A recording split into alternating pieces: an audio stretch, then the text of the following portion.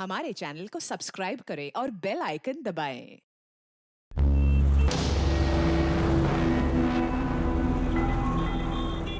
राधा, थोड़ी सी चाय मिल सकती है क्या?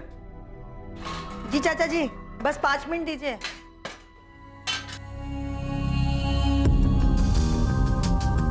संतोष, जरा फोन तो लगाना, सीमा कहाँ पहुंची है? ये देखता हूँ। माँ को ऐसा लगता है जो सीमा दीदी बोलेंगी वो मैं मान लूंगी। मैं बच्ची नहीं हूँ सुमन, मुझे अपने सही गलत की पहचान है। लेकिन नम्रता, तुम्हारे मम्मी पापा, मेरी मम्मी और बाकी सब लोगों की तरह वही मानेंगे जो सीमा बुआ कहेंगी। आने दो, देखते हैं क्या बोलती हैं। हेलो सीमा, कहाँ पर हो? सब लोग वेट कर रहे हैं तुम्हारा। एक सहेली के घर पे कुछ काम था तो काम खत्म करके आ रही हूँ घर पे। कहाँ पर हो तुम? रास्ते में हूँ मैं तुम्हें। हेलो हेलो सीमा, हेलो। चाचा जी, सीमा रास्ते में ही है, पहुंच रही है। नम्रता के सिर पर जो भूत सवार है ना, बस सीमा ही उसे उतार सकती है, देखना। लो वैशाली। नम्रता को समझाते समझाते थक गई हूँ मैं। नम्रता समझदार है, बस थोड़ी सी बहक गई है। आप चिंता मत करिए, सीमा आएगी, उससे अच्छे से बात करेगी और उसे समझा देगी और उसे सही रास्ता भी दिखा देगी। चाची, प्रिया को लेने मुझे स्कूल जाना है। अगर 2:30 बजे तक सीमा दीदी नहीं आई तो मैं निकल जाऊंगी। वैशाली, मैं ये कह रही थी कि तुम प्रिया को लेके ना स्कूल से सीधे यहीं आ जाना। वो क्या है कि तुम्हारी भी जरूरत पड़ेगी मुझे। कोशिश करूंगी चाची, सीमा दीदी समझा देगी नम्रता को। आप चिंता मत करो, नम्रता बात मान लेगी सीमा दीदी की। चर्चा में आने वाला मामला नम्रता अग्रवाल से संबंधित था और परिवार की यह मीटिंग 2 रात पहले ही तय हुई थी जब नम्रता के पिता शिव प्रसाद अग्रवाल ने सीमा साहू को कॉल किया। प्रणाम चाचा जी, कैसे हैं आप? मैं ठीक हूँ सीमा बेटा। परसों मैं और तुम्हारी चाची यहाँ बल्लीपुर से नम्रता को लेकर भोपाल आ रहे हैं। तुम टाइम निकाल कर रखना बेटा। चाचा जी, आप नम्रता को फोन दीजिए, मैं फोन पर बात करती हूँ उससे। ना बेटा, नम्रता थोड़ी अड़ियल हो गई है, तुम सामने बैठकर ही उसे समझाना। ठीक है चाचा जी, आप लोग आ जाइए। हम लोग राधा के घर पर आएंगे, तुम भी वहीं आ जाना दोपहर तक। ठीक है, मैं आ जाऊंगी। वैशाली को भी वहीं बुलाएं। ठीक है, प्रणाम। चाचा जी चाहते हैं कि मैं नम्रता से बात करूं। हाँ, तुम बात कर लो सीमा, लेकिन मेरे ख्याल से उनके फैमिली मैटर में ज्यादा दखल मत देना तुम। उनका फैमिली मैटर, फैमिली तो एक ही है ना यशवंत। अरे वो कजिन है मेरी, चाचा जी की बेटी है। लेकिन दूसरों के मामले में सलाह देने की एक हद होती है। सलाह दखल अंदाजी ना बन जाए, उसका ख्याल रखना चाहिए।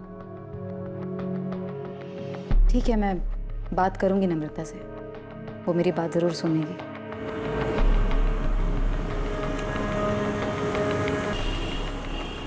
और 21 मार्च को शिव प्रसाद अग्रवाल और लता अग्रवाल अपनी बेटी नम्रता को लेकर सीमा के पास सलाह मशवरे के लिए भोपाल पहुंच गए। लगभग हर परिवार में एक ऐसा सदस्य होता है जो सबसे ज्यादा भरोसेमंद माना जाता है, जिसके पास सब अपनी परेशानी का हल ढूंढने के लिए जाते हैं। मुश्किल से मुश्किल घड़ी में भी जिसके पास हर जरूरी मामले का हल मिल जाता है। एक ऐसा सदस्य जिसके पास हर मसले पर कोई ना कोई सलाह और जरूरत पड़ने पर अपनी सलाह को मनवाने का अधिकार भी होता है। और इस परिवार की वो सदस्य है सीमा साहू। लेकिन 20 साल की नम्रता के साथ संकट की इस घड़ी में सीमा साहू नहीं है। सीमा साहू ने कहा था कि वो आएगी, लेकिन वो नहीं आई। मैं तो ऑफिस में हूँ संतोष, मेरी कुछ बात नहीं हुई सीमा से। यशवंत, मेरी 1 घंटे पहले सीमा से बात हुई थी, करीब 1:45 बजे। सीमा ने बोला था कि वो अपनी सहेली के यहाँ पे है और थोड़ी देर में पहुंच जाएगी। 3:15 बज गए, अभी तक आई नहीं वो। उसका फोन भी बंद आ रहा है। मैं देखता हूँ संतोष, लेकिन मुझे पता नहीं सीमा किस सहेली के घर क्यों जाने वाली थी। ठीक है।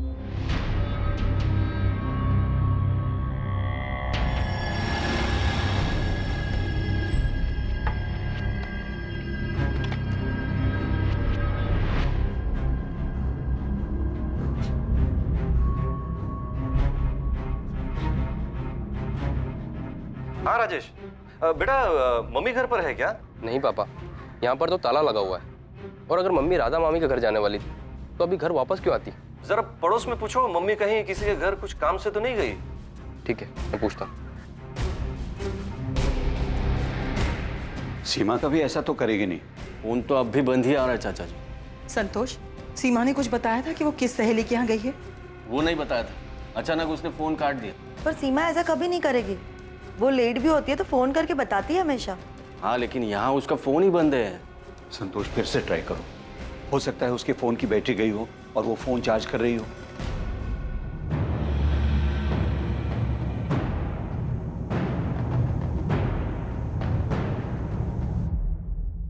पांडे जी, हॉस्पिटल्स में चेक कराइए कि कहीं कोई एक्सीडेंट का केस वेस तो नहीं आया। सीमा साहू है ना नाम? जी, सीमा साहू, 39 साल। मैडम, मेरी वाइफ कभी ऐसा नहीं करती। वो कभी अपना फोन ऑफ नहीं रखती। मम्मी घर से 11 बजे निकली थी। मैंने पड़ोस में रहने वाली गायत्री आंटी से पता किया।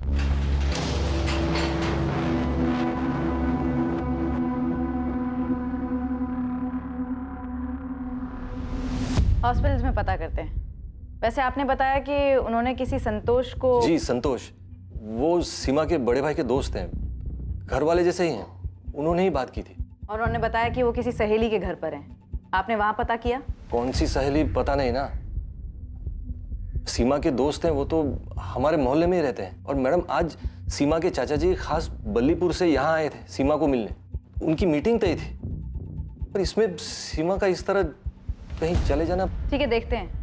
वैसे हम कल तक वेट करके ही मिसिंग का FIR बना सकते हैं। आपकी वाइफ अडल्ट हैं। आप लोग अपनी तरफ से कोशिशें जारी रखिए। हो सकता है किसी के घर पर हो। पूछताछ करते रहिए। जी मैम।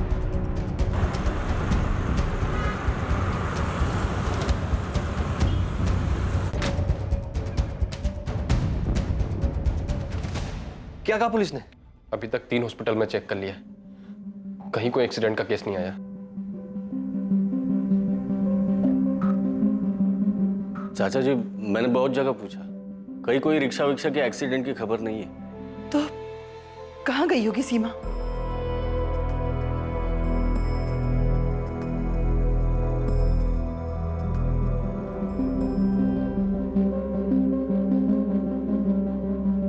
सुमन, ये नम्रता से तेरी बात हो रही थी? हाँ, बातें तो हो ही रही थी। लेकिन तुम ऐसे क्यों पूछ रही हो जैसे मुझे कुछ पता है कि सीमा बुआ कहाँ गई हैं? बेटा, मुझे लगता है नम्रता है ना, ये यहाँ अपने मन से नहीं आई थी सीमा से बात करने। चाचा चाची इसे जबरदस्ती लेकर आए हैं। अम्मा, तुम खुद नम्रता से क्यों नहीं पूछ लेती? उसे पता होगा कि सीमा बुआ यहाँ क्यों नहीं आई। लो देख लो, सीमा दीदी मुझे एडवाइस देने वाली थी, बात करने वाली थी, समझाने वाली थी, अब खुद ही रफू चक्कर हो गई।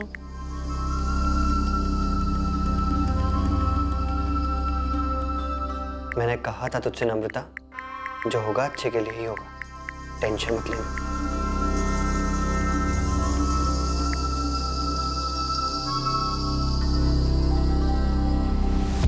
क्या कोई ऐसी बात है जिसकी वजह से वो अपने आप कहीं चली गई? ये क्या बात कर रहे हैं सर? सीमा अपने आप क्यों जाएगी? हाँ सर, सीमा दीदी अपने आप क्यों जाएगी?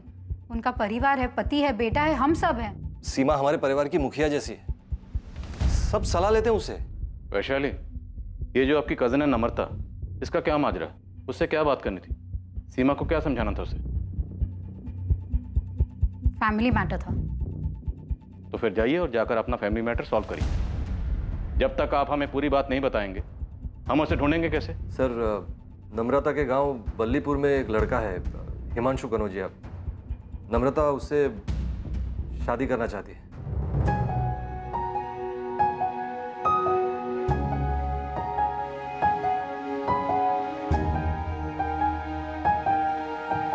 नम्रता, वो है ना तुम्हारे पापा का मजदूर हरीलाल, बड़ी आंखें निकाल के देख रहा था हमें।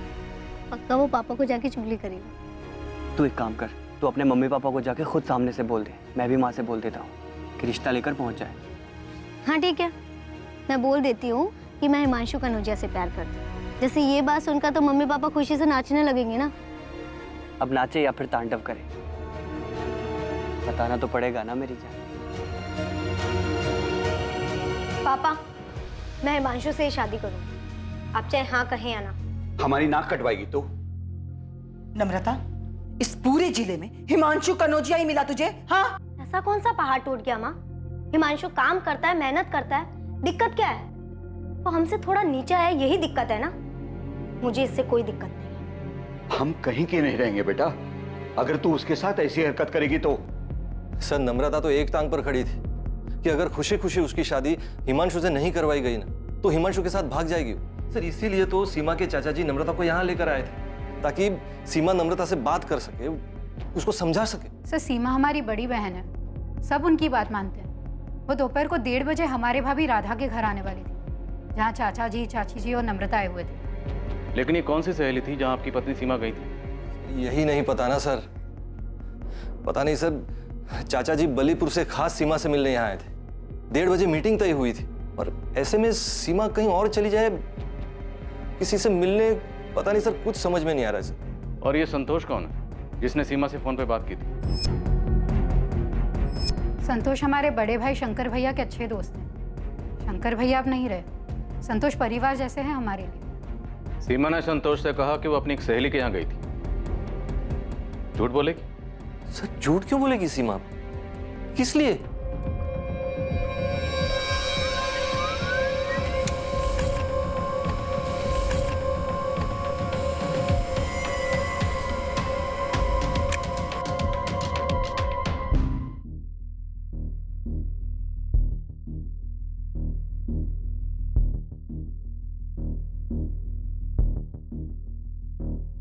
सारे हॉस्पिटल चेक किए, एक्सीडेंट तो नहीं हुआ है। नॉर्मल नहीं है साहब ऐसे गायब होना। ये पक्का आप जो नम्रता बोल रहे हैं उसके कनेक्शन से कुछ हुआ होगा, क्योंकि घर की एक जिम्मेदार औरत जिस पे पूरे परिवार वाले अपने अहम फैसले लेने के लिए निर्भर करते हो, वो खुद से तो गायब नहीं हो सकती। नम्रता वाला एंगल हम चेक करेंगे। वहाँ बल्लीपुर में उसके बॉयफ्रेंड हिमांशु कनौजिया से भी बात करेंगे। ठीक है साहब, मैं पता करता हूँ।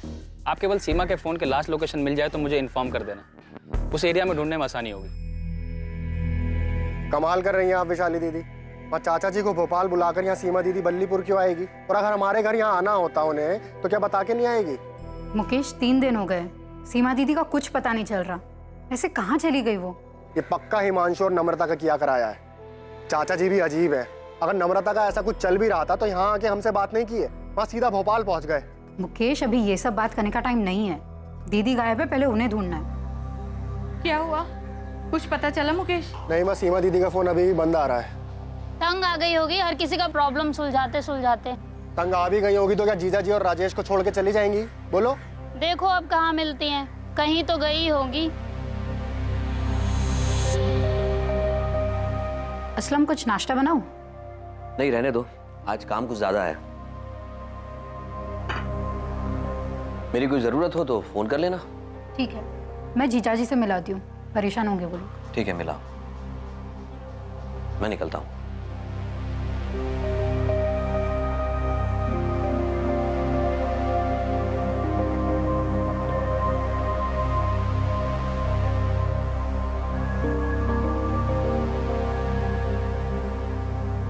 पापा, सीमा दीदी गायब होगी तो हिमांशु क्या कर सकता है? उसे वहाँ बल्लीपुर में पुलिस क्यों उठाने के लिए गई है?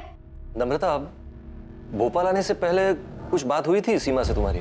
नहीं हुई थी। और मैं क्यों करूंगी बात? मुझे यहाँ पर जबरदस्ती बात करने के लिए बुलाया गया था, तो मैं उनसे सामने से क्यों करूंगी बात? नम्रता, कहीं तुमने और हिमांशु ने तो कुछ नहीं किया? हाँ पापा, मैंने और हिमांशु दोनों ने मिलकर सीमा दीदी को गायब कर दिया, ताकि वो मुझसे कोई बात ना कर सके, मुझे अपना लेक्चर ना दे सके। बस सीमा दीदी खुद ही चली गई है यहाँ से।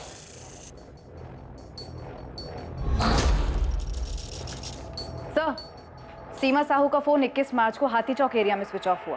टाइम 1:49। कितने बजे के करीब ही संतोष ठाकुर की सीमा से फोन पर बात हुई? हेलो सीमा, कहाँ पर हो? सब लोग वेट कर रहे हैं तुम्हारा।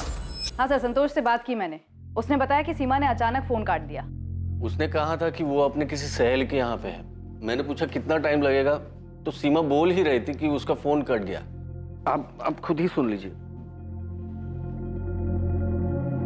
हेलो सीमा, कहाँ पर हो? सब लोग वेट कर रहे हैं तुम्हारा। एक सहेली के घर पे कुछ काम था तो काम खत्म करके आ रही हूँ घर पे। कहाँ पर हो तुम? रास्ते में हूँ मैं तुम्हें। हेलो हेलो सीमा, तुमने ये बातचीत रिकॉर्ड क्यों की? वो मेरा कॉल रिकॉर्डिंग हमेशा ऑन रहता है। संतोष से बातचीत के दौरान फोन कट हुआ और फिर स्विच ऑफ हुआ। लेकिन सर 21 मार्च को सिर्फ एक और ऐसा नंबर है जिससे सीमा के नंबर पर कॉल आया था। किसका नंबर है? असलम शेख का। हेलो, हाँ जी, वो सीमा दीदी हमारी पत्नी वैशाली की बड़ी बहन है। तुमने 21 मार्च की सुबह सीमा से बात की जिस दिन वो लापता हुई? जी बात की थी हमने। तुम्हें सीमा के कहीं जाने या गायब होने की जानकारी है? उस दिन सीमा दीदी एक ही बात को लेकर बहुत परेशान थी। उनकी चचेरी बहन है नम्रता, उससे बात करके उनको कुछ समझाना था। हमारी पत्नी वैशाली ने हमसे फोन करके कहा था हम बात कर लें दीदी से, इसीलिए हमारी बात हुई थी सुबह 8 बजे। और कॉल रिकॉर्ड्स के हिसाब से भी असलम का फोन 8 बजे का ही। इस सीमा साहू के बारे में और पता करो, पूरा परिवार से सलाह लेते, तो मतलब काफ़ी समझदार और मैच्योर किस्म की लड़ी। ऐसे तो कहीं नहीं जा सकती। कॉल रिकॉर्ड्स निकलाओ और देखो कि और किस किस से बात होती रही है। सीमा अपनी भाभी के घर जाने के लिए अपने घर से निकली थी। वो नम्रता और हिमांशु कनौजिया के रिश्ते के बारे में बात करने के लिए जा रही थी। पूरे 4 दिन बीत चुके थे, लेकिन सीमा अब तक नहीं पहुंची थी। क्या सीमा का गायब होना सीमा को नम्रता और हिमांशु के रिश्ते में कोई भूमिका निभाने से रोकने की एक सोची समझी साजिश थी? हाँ सर, भोपाल जाने से पहले मेरी और नम्रता की बात हुई थी कि कैसे सीमा दीदी को समझाए कि वो नम्रता को ज्यादा ज्ञान ना बांटे, उल्टा उसके मम्मी पापा को समझाए। हम कुछ गलत नहीं कर रहे थे सर, उससे शादी करनी है हमको। तो देखा कि सीमा साहू को समझाना मुश्किल होगा, इसीलिए तुमने और नम्रता ने गलत रास्ता अपनाया। सीमा दीदी कुछ ज्यादा ही दखल अंदाजी करती हैं सबके लाइफ में, बड़ा जज समझती हैं अपने आप को। तू वैशाली दी से बात कर ले। मैंने वैशाली दीदी से भी बात की थी। आप तो मुझे सपोर्ट करो वैशाली दीदी। क्या सब कुछ सीमा दीदी के हुक्म से ही चलेगा? नम्रता, मैं कुछ भी बोलूं पर तुम्हारे पापा सिर्फ सीमा दीदी की बात सुनेंगे। भोपाल आ रहे हैं सीमा दीदी से मिलने, तो बस समझ लो कि सीमा दीदी तुम्हें ही समझाने वाली कि तुम गलत कर रही हो। कोई कुछ भी कहे, शादी तो मैं हिमांशु से ही करने वाली हूँ, फिर चाहे वो सीमा दीदी हो या कोई और।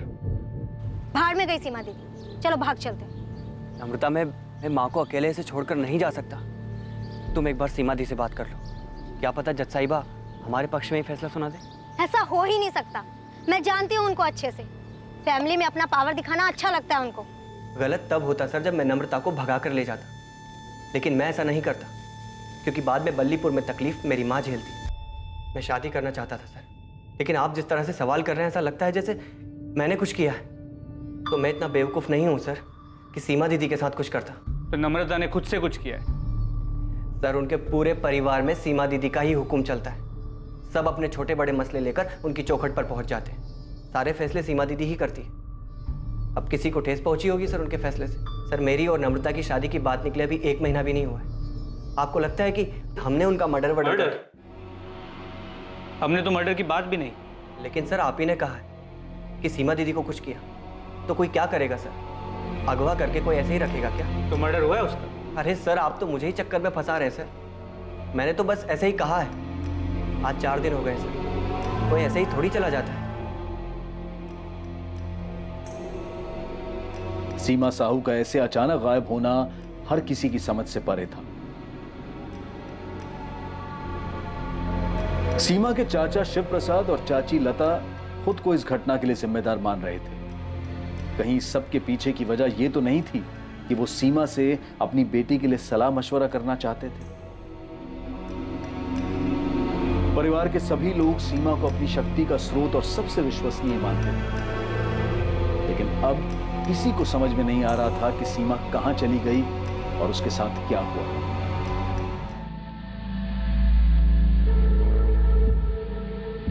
हाँ, यही वो लेडी है, पक्का पक्का? दोस्त, कितनी बार बोलूं? हाँ पक्का। हमारे होटल में सीसीटीवी कैमरा भी। यही वो लेडी है जो 21 मार्च को आई थी।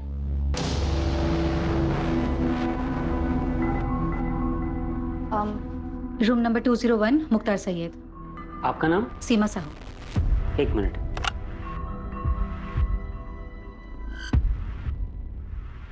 मुख्तार सैयद, ये कौन है? उस दिन सुबह ही चेक इन किए थे, बुजुर्ग आदमी थे। 21 मार्च को चेक इन किए थे और 22 मार्च की सुबह को चेकआउट कर दिए थे।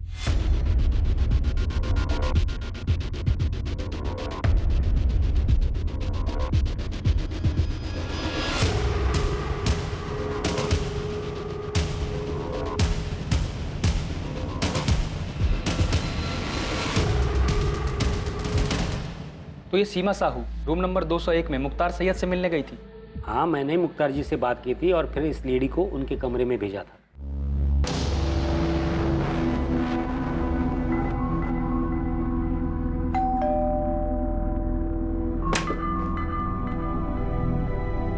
सीमा साहू जी आइए।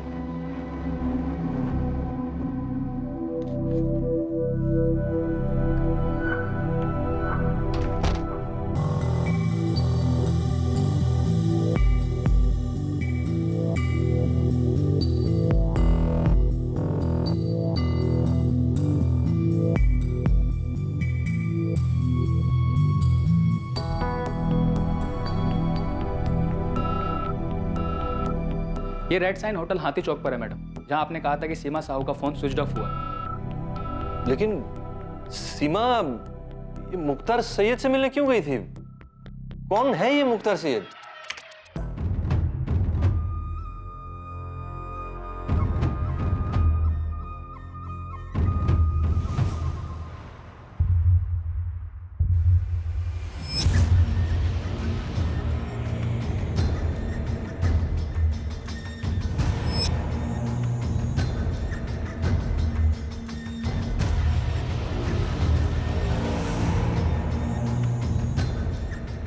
पता नहीं सर ये कौन है। हमें होटल के रिकॉर्ड से ये आधार कार्ड मिला। अगर ये आधार कार्ड असली है तो हम इसकी बाकी डिटेल्स निकलवाएंगे। और आप इस तस्वीर को देखिए, ये कोई बाबा किस्म का आदमी लगता है। क्या सीमा किसी बाबा से मिली थी?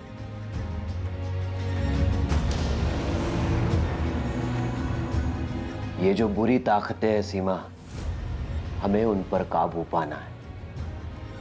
जो तुम्हारे मंसूबे पर बुरी नजर डाल रहे हैं, उन बुरी नजरों को हमें दूर करना है। हम सबको मिलकर इन बुरे प्रभावों पर वार करना है और इन नकारात्मक तत्वों को हमें मिटाना है।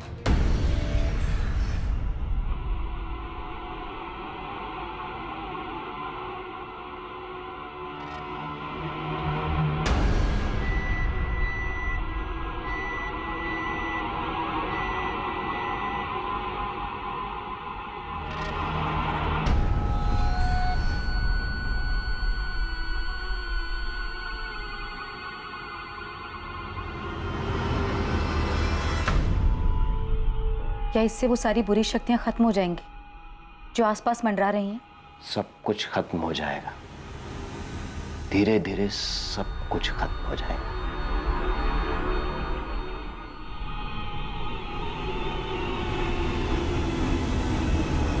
सर आप बाबा बाबा की बातें कर रहे हैं, लेकिन सीमा ने कभी इन बातों पर विश्वास नहीं किया। सर ये मुख्तार सैयद है कौन? राजेश, सब कुछ तुम्हारे सामने है। तुम्हारी माँ कहाँ गई थी, किससे मिलने गई थी? सर जो आप आदमी दिखा रहे थे मुख्तार सैयद, सर ये तो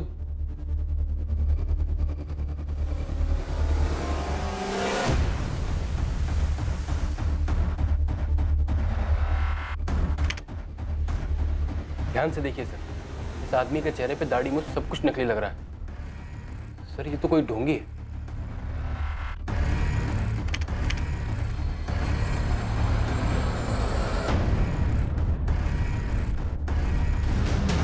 सही कह रहे हो राजेश, इसकी दाढ़ी मूंछ नकली लग रही है। पर इस तरह के आदमी से मिलने के लिए तुम्हारी माँ क्यों गई होगी?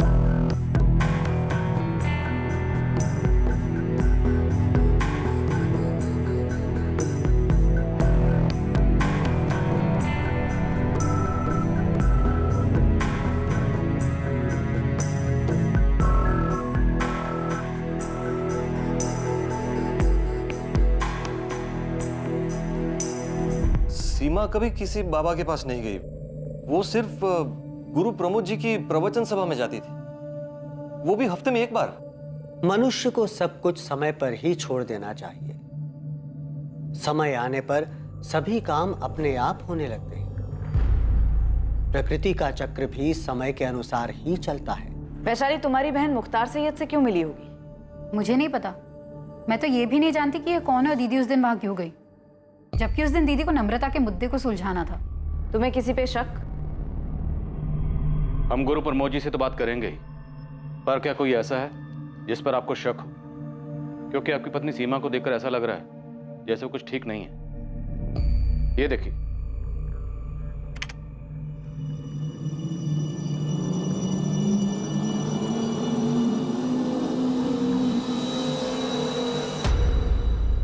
सीमा जिस तरह से चल रही है, ऐसा लग रहा है जैसे ये नशे में।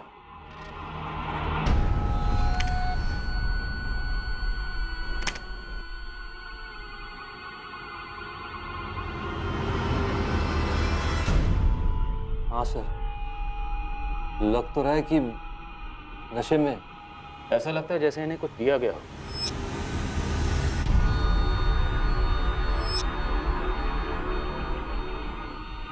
हाँ, ऐसा लग रहा है कि सीमा दीदी को किसी ने कोई नशीली चीज़ खिलाई पिलाई होगी। ऐसा ही लग रहा है। हमने उसकी आवाज़ भी सुनी। संतोष ने उसके साथ हुए कॉल को रिकॉर्ड कर लिया था। एक सहेली के घर पे कुछ काम था तो काम खत्म करके आ रही हूँ घर पे। कहाँ पर हो तुम? रास्ते में हूँ मैं तुम्हें। हेलो हेलो सीमा।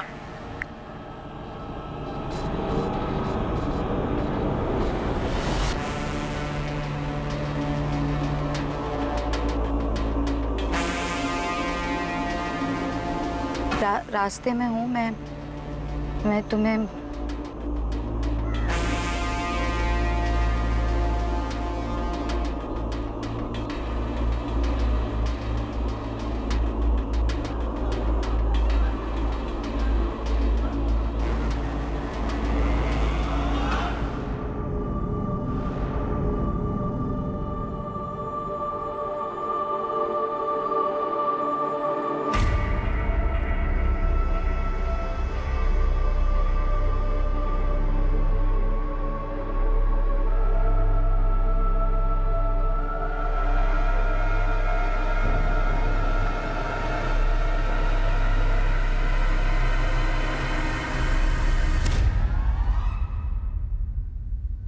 जीजा जी, ये संतोष ने कुछ किया है। संतोष ठाकुर? हाँ, उसने दीदी के साथ फोन पर की गई बात की रिकॉर्डिंग क्यों की? क्यों किया होगा उसने ऐसा? और ये सब कुछ मुकेश मामा ने किया है, उन्हीं का हाथ है इसमें। तुम्हारे मुकेश मामा जो बल्लीपुर में रहते हैं? हाँ। लालू तो इतनी ज्यादा छुट्टी लेगा, एक काम कर, तू हमेशा के लिए छुट्टी ले ले। मामा और मामी दोनों ने मिलकर किया है ये। लेकिन राजेश, तुम्हारी माँ मुख्तार सैयद से मिलने खुद गई हैं। जरूर मामा और मामी ने मिलकर कोई तिगड़म बैठाया है। मामा बहुत गुस्सा है मम्मी पे। जब खेत की सारी देखभाल मैं करता हूँ, अनाज की सारी बिक्री और सब कुछ मैं ही देखता हूँ, और उसमें से जो भी पैसा आता है तो इतना सारा पैसा मैं हर महीने राधा भाभी को क्यों दूं? मुकेश, क्योंकि वो अकेली हैं। उनके स्वर्गवासी पति शंकर भैया तुम्हारे, मेरे और वैशाली, हम तीनों के बड़े भाई थे। अरे इतनी समझ तो होनी चाहिए तुम में। अच्छा, तो मतलब मेहनत मुकेश करे और खाए सब। अच्छा, मुझे अच्छी तरह पता था मुकेश की जुबान के पीछे ना शब्द तुम्हारे ठूसे हुए हैं। तो मतलब हम वहाँ गांव में बैठकर चक्की पीसते रहे और यहाँ शहर में सब मलाई खाएं। सीमा दीदी, क्यों ना मुकेश को ज्यादा हिस्सा। तुम बीच में मत बोलो। अरे घर हमारे पापा का है, खेत हमारे पापा का है, और मुकेश इस समय जो बात कर रहा है ना, घर और खेत बेचने वाली। तो क्या हमारा हक नहीं बनता गाँव छोड़कर शहर आकर एक बेहतर जिंदगी जीने की? बेशक शहर आओ, लेकिन खेत और घर बेच कर नहीं। मतलब हम अपनी जिंदगी गांव में बैठ के पिसवाएं और आप लोग यहाँ मजे से ठाट से रहो। जो भी हम खेत में मजदूरी करते हैं उसका हिस्सा सबको मिले, लेकिन एक फैसला नहीं कर सकते घर और खेत बेचने का। अरे मुकेश, खेत और घर में शंकर भैया तुम्हारा, मेरा और वैशाली का, हम सबका बराबर का हिस्सा है। हमारी शादी से पहले सब काम मुकेश ही संभालता आ रहा था और शादी के बाद हम दोनों मिलकर संभाल रहे हैं। हाँ, तो अब नहीं संभाला जा रहा है ना, तो छोड़ दो। वहां हम किसी और को लगा देंगे, माँ को अपने पास बुला लेंगे। तुम और मुकेश निकल जाओ इन सबके बीच से। सीमा, गुस्से पर काबू रखो।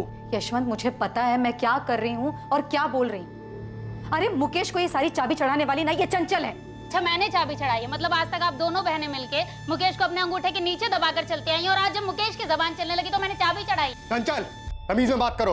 अरे तुम भी डरपोक हो। ये सीमा दीदी आज तक अपनी मनमानी करती है और आगे भी अपनी चलाती रहेंगी। चंचल! अरे दीदी, आप भी इन्हीं के नीचे दबी हुई हैं। चल, चुप कर। चुप। मुकेश मामा और चंचल मामी के अंदर बहुत गुस्सा भरा मम्मी के लिए। तो तुम्हें लगता है मुख्तार सैयद उनका भेजा हुआ कोई बंदा हो सकता है? संतोष, हाँ हमें भी डाउट तो हुआ था कि संतोष ने कॉल रिकॉर्ड क्यों किया। जीजा जी मानने को तैयार नहीं है, लेकिन मैं कह रही हूँ ये संतोष की नज़र दीदी की तरफ मुझे कभी ठीक नहीं लगी। मुझे भी अजीब लग रहा है कि उसने आके दीदी का कॉल रिकॉर्ड क्यों किया। क्या हुआ था सीमा साहू के साथ? किसी को भी नहीं पता था कि सीमा मुख्तार सैयद से मिलने क्यों गई थी, और ना ही किसी को यह अंदाजा था कि वो ऐसा क्यों करेगी। हालांकि सीमा के बेटे राजेश को अपने मामा मुकेश और मामी चंचल पर शक था, और सीमा की बहन वैशाली सीमा के दोस्त संतोष ठाकुर को कटघरे में खड़ा कर रही थी। लेकिन मुख्तार सैयद का खुलासा सबके लिए चौंका देने वाला था। एड्रेस तो यही है सर, लेकिन मैं यहाँ 15 सालों से रहता हूँ। इदरीस खान नाम है मेरा। और सर मैंने आज तक किसी मुख्तार सैयद नाम के आदमी को यहाँ हुसैन नगर में न देखा है न सुना है। जरा ध्यान से देखिए, फोटो से भी पहचान में नहीं आ रहा। नहीं सर, चाहिए तो मस्जिद के इमाम साहब से भी पूछ के देखता हूँ, लेकिन ये एड्रेस मेरा ही है।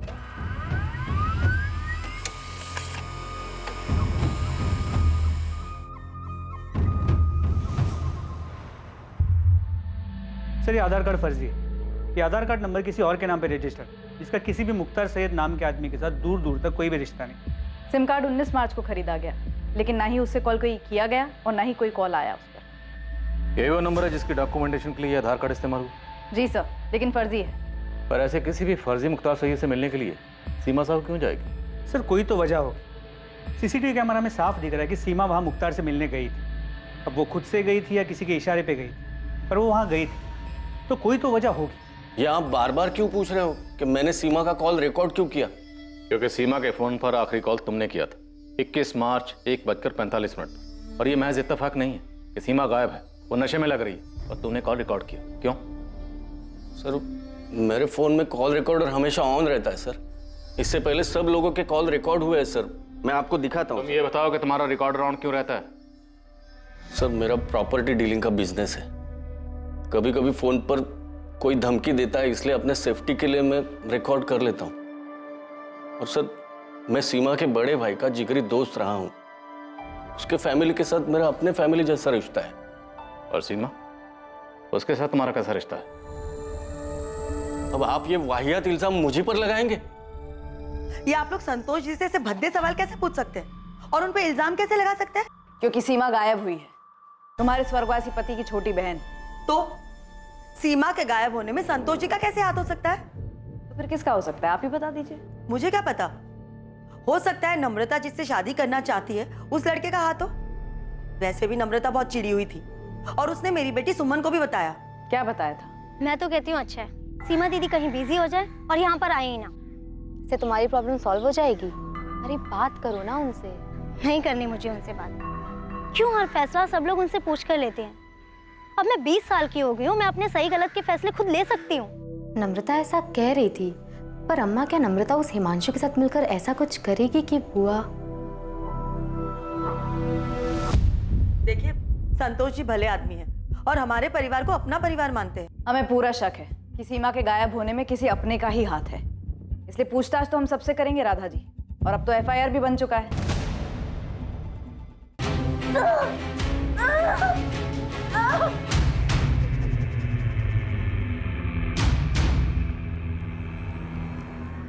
मैं क्यों अपनी दीदी के साथ कुछ करूंगा? तूने जो कुछ भी किया है उसकी वजह है तेरे पास मुकेश। अरे आप लोग क्या बात कर रहे हैं? मुकेश तो अपनी दीदी के सामने भीगी बिल्ली बनकर रहता है। और तुम सबसे आंख मिला के बात करती हो। हाँ करती हूँ, और आपसे भी करूंगी अगर आप लोग हम पर गलत आरोप लगाएंगे तो। पर मेरी बेटी कहाँ है? कहाँ चली गई वो? माँ जी पिछले 7 दिनों से हम भी उसे ढूंढने की कोशिश कर रहे हैं, लेकिन अब तक हम उसे ढूंढ नहीं पाए। और इसी सिलसिले में मुकेश और चंचल को पूछताछ के लिए ले जा रहे हैं। लेकिन सर 21 मार्च को मैं यहीं गाँव में था। और आपके पास सबूत क्या है कि मुकेश ने यहाँ गाँव में बैठकर कुछ कराया हो? सबूत तो फिलहाल हमारे पास तुम्हारे खिलाफ भी नहीं है, इसीलिए पूछताछ बोल रहा हूँ। अगर सबूत होता तो इतने प्यार से बात नहीं करता। आपको पक्का हमारा नाम यशवंत जीजा जी ने दिया होगा। दिया जिसने भी हो, वजह तुम्हारे पास थी मुकेश। वजह किसके पास नहीं है सर? सभी तो सीमा दीदी के थाक से थक चुके थे, खुद यशवंत जीजा जी भी। ये नहीं बताया उन्होंने? सीमा साहू की थाक से? तुम्हारी ये बड़ी बहन क्या कोई गैंग लीडर थी? गैंग लीडर का तो पता नहीं सर, लेकिन हम सब भाई बहन, उनका पति, उनका बेटा राजेश, सब पर उनकी धाक थी।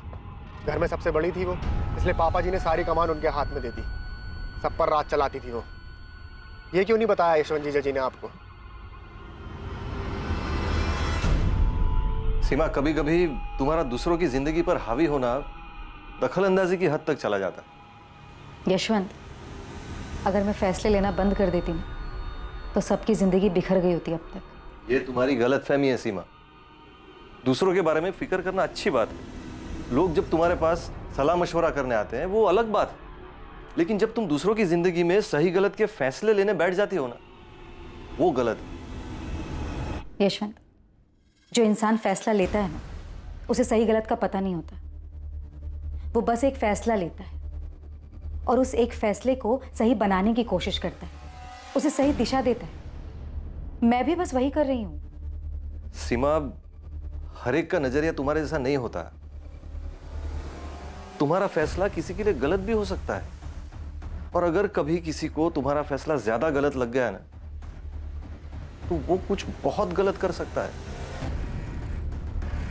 और सिर्फ जीजा जी ही क्यों, उनका बेटा राजेश वो भी चिढ़ता है अपनी माँ से। मम्मी, मैं 18 साल का हो चुका हूँ। मेरे फोन में और मेरा बैग में ताक झाक करना बंद करो। मुझसे इस तरह से बात करने की हिम्मत कैसे हुई तेरी? तो क्या करूं मम्मी? मैं दूसरों की तरह तुम्हें अपनी जिंदगी के फैसले नहीं लेने दे सकता। सॉरी मम्मी, ये मेरी जिंदगी है और इसे मैं अपने हिसाब से जीना चाहता हूँ। प्लीज मुझे जीने दो। वैशाली, अब तू मुकेश की तरफदारी करना बंद कर और अपना घर संभाल, ठीक है? तुम समझती क्या हो अपने आप को दीदी? किसी भी बात पे मुझे ही ताना मारोगी? वैशाली, तुम्हें सही गलत की परख नहीं है। हाँ हाँ, भगवान ने हमारे हिस्से की भी सही गलत की समझ तुम्हें ही दी है। तुम जीजा जी को तो कुछ बोलने देती हो नहीं, और यहाँ मुझे लेक्चर देती हो कि मैं अपना घर संभालूं। सीमा, मुझे चेक मिला, लेकिन हर महीने तुम जितना भेजती हो उससे ज्यादा है इस बार। हाँ भाभी। अच्छा, सुमन को जो एक्स्ट्रा क्लासेस ज्वाइन करनी थी ना उसके कोर्स के लिए, उसे ज्वाइन करने दीजिए। हमारी सुमन पढ़ाई में बहुत अच्छी है भाभी, और शंकर भैया भी तो चाहते थे ना उसे खूब पढ़ाना। सीमा, कितना ख्याल रखती हो तुम हमारा। हमारी हर छोटी से छोटी बात तुम्हें याद है। और सिर्फ मैं नहीं, आप भी हर छोटी से छोटी चीजों का ध्यान रखती हैं, और सिर्फ मेरी नहीं, पूरे परिवार की। फिर मेरा भी तो इतना फर्ज बनता है ना। इतना प्यार दिया ना तुमने कि मुझे कभी उनकी कमी का। भाभी, आप हमारे ही परिवार का हिस्सा हैं। और सर लिख के ले लो, सिर्फ राधा भाभी हैं जो सीमा दीदी के गुणगान गाएंगी, क्योंकि जब उन्हें पैसे मिलते हैं तो वो आंख भी मूंद लेती है। किससे आंख मूंद लेती है राधा? वही जो चल रहा है सीमा दीदी और संतोष भैया के बीच।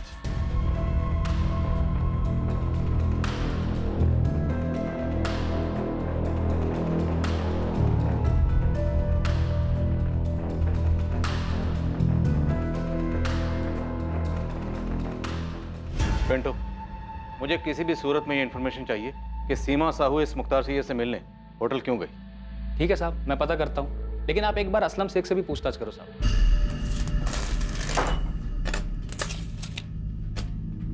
हे हाशिम, इधर आ। ये दरवाजे का माप था ना तेरे पास बराबर, ये 4 इंच छोटा कैसे हो गया? असलम भाई, पहले माप देखो आप।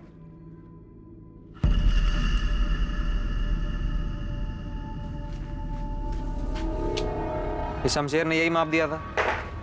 ए हाशिम, क्या कुछ भी? मुझ पे क्यों इल्जाम लगा रहा है? क्या है शमशेर ये? तूने माप ही गलत लिया है। बताओ। तो इस असलम शेख का नाम कहीं इसलिए तो नहीं ले रहा क्योंकि असलम शेख भी मुसलमान है और ये मुख्तार सैयद भी? नहीं साहब, क्या आप भी धर्म की बात को बीच में लेके आ रहे हो? मैंने असलम शेख का नाम इसलिए लिया है क्योंकि वैशाली उसकी दूसरी बीवी है, एक चिढ़ खाई हुई पहली बीवी है फौजिया।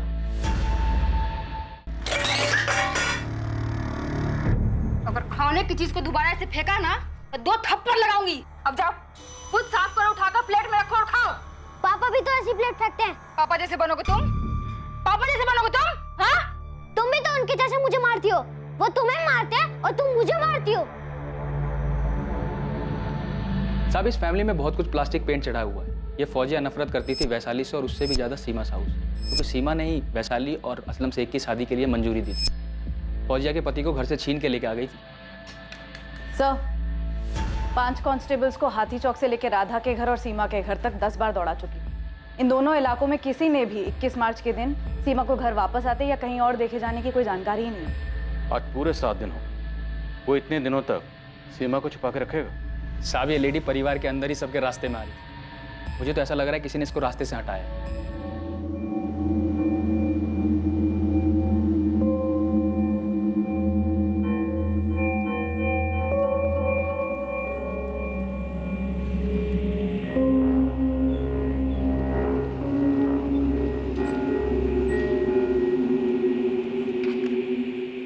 पता है, मुकेश भैया और चंचल भाभी को पुलिस पकड़ के ले गई है। हाँ, और वहाँ भोपाल में भी काफी हलचल है। तेरे मम्मी पापा क्या बोल रहे हैं? पूछ रहे हैं मुझसे बार बार कि कैसे मैंने सीमा दीदी को गायब कर दिया, जैसे मैंने कोई झाड़ फूक करके उनको अपने वश में कर लिया।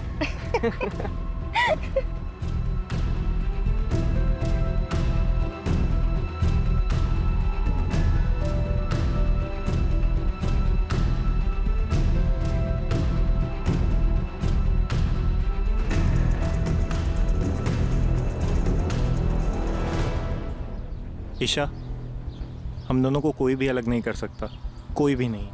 राजेश, मैं तुमसे एक सीधी सी बात पूछना चाहती हूँ। अब हाँ, पूछो ना। तुमने अपनी माँ के साथ क्या किया?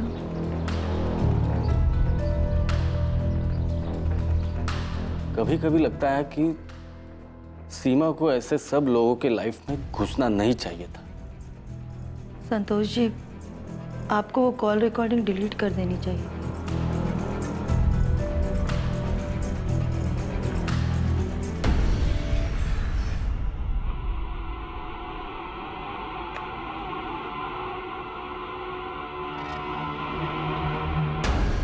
ये तुम्हारी हर परेशानी को खत्म कर देगा सीमा, ये हर बुरे साये को मिटा देगा।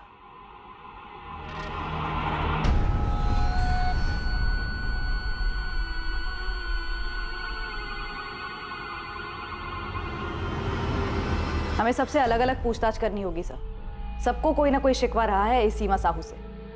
सर, मुझे इस बात का डर है कि शायद हम सीमा साहू को जिंदा ना पाए। मुझे भी यही लग रहा है। ऐसा लगता है कि सीमा साहू को बुरी तरह से किसी जाल में फंसाया गया, और ये जाल उसके किसी अपने नहीं बिछाए। सीमा साहू एक दृढ़ महिला थी, वो ऐसी बिल्कुल नहीं थी कि इतनी आसानी से कोई गलत कदम उठाए और मुख्तार सैयद जैसे फर्जी आदमी से मिलने चली जाए। जी सर, बिल्कुल किसी अपने ने ही धोखा दिया है सीमा को, या फिर ये भी हो सकता है कि सारे अपनों ने मिलकर साजिश रची ताकि हमें कोई सुराग ना मिले। वाह मुकेश, पुलिस की गाड़ी में तो तुम्हारे तेवर ही कुछ अलग थे। तुमने तो सारा चिट्ठा ही खोल दिया सबका। तुम्हें लगता है पुलिस हमारा भरोसा करेगी? यही तो प्रॉब्लम है ना तुम्हारे साथ। सीमा दीदी ने ना तुम्हें खुद पर ही भरोसा ना करने लायक बनाकर छोड़ा। अरे कॉन्फिडेंस दिखाओ, थोड़ा कॉन्फिडेंस।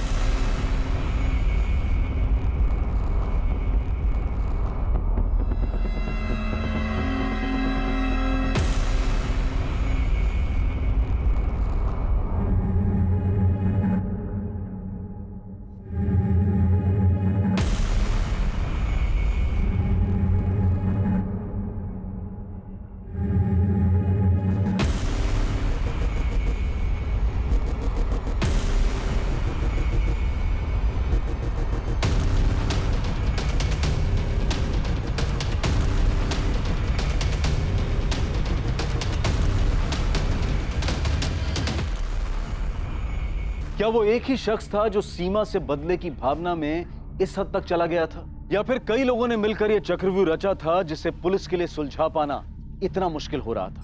सीमा साहू गुरुजी के पास जाया करती थी। क्या गुरुजी के पास सीमा साहू के इस तरह अचानक गायब हो जाने का जवाब था?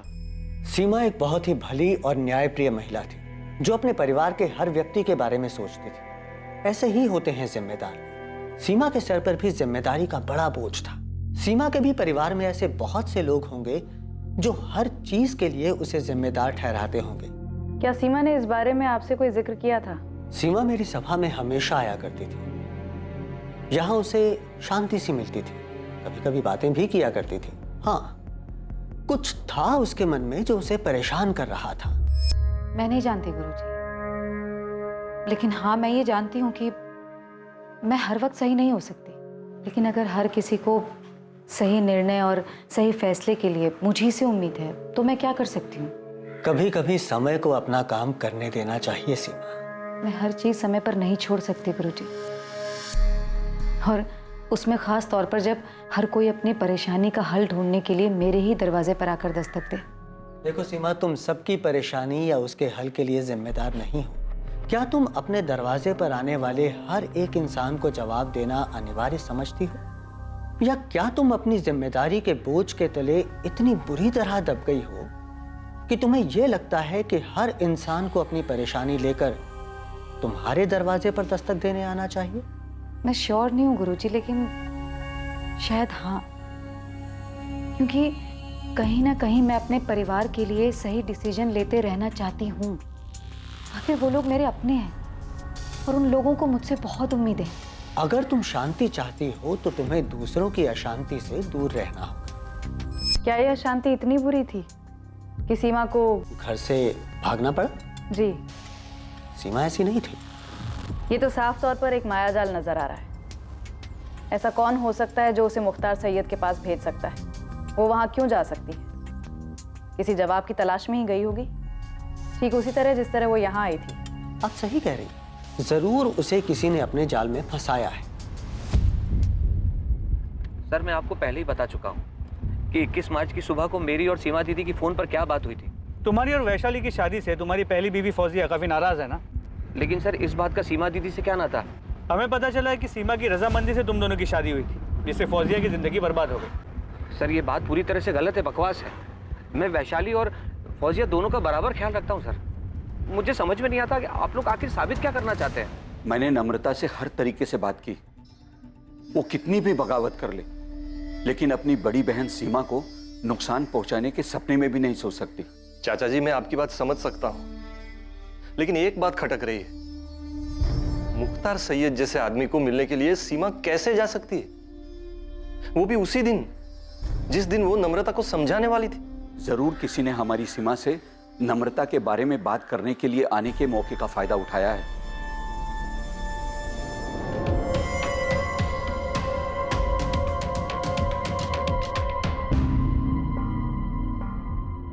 सर मैं नहीं जानता ये मुख्तार सैयद कौन है। हाँ अगर ये मुस्लिम है और मैंने सिर्फ पूछा तुम इसे जानते हो या नहीं। नहीं सर मैं नहीं जानता इसे। अगर आपको शक है कि फौजिया ने कुछ किया है सीमा दीदी के साथ तो फौजिया को उठा के पूछिए। आप असलम को क्यों उठा लाए? हमने सिर्फ पूछताछ के लिए उठाया है। आपने दो और दो जोड़ दिया। मुख्तार सैयद नाम है तो असलम। मैं कह देती हूँ मैं पुलिस स्टेशन के बाहर अनशन पे बैठ जाऊंगी। आप लोग मेरे पति को बस इस वजह से परेशान करें क्योंकि इसमें धर्म का कोई लेना देना नहीं, और तुम्हें तो ये समझना चाहिए कि हम तुम्हारी बहन को ढूंढने के लिए ये सब कर रहे हैं। तो फिर मेरी बहन को ढूंढिए। मैंने आपको पहले भी बताया कि सीमा दीदी के दोस्त संतोष ठाकुर है इसके पीछे।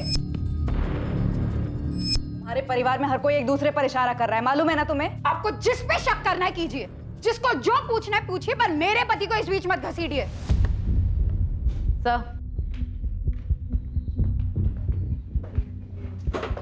सर ये वैशाली बहुत हंगामा कर रही है, धमकी दे रही है कि अगर हमने असलम को नहीं छोड़ा तो वो बाहर अनशन पर बैठ जाएगी। चोर की दाढ़ी में तिनका। कह नहीं सकते सर, पर ये सिचुएशन मुश्किल हो सकती है। उसने सीमा के हस्बैंड यशवंत को फोन करके बुला लिया है और बाकी लोगों को भी इकट्ठा कर रही है। ठीक है उसे बोलो 10 मिनट में असलम को पूछताछ करके छोड़ते हैं। सर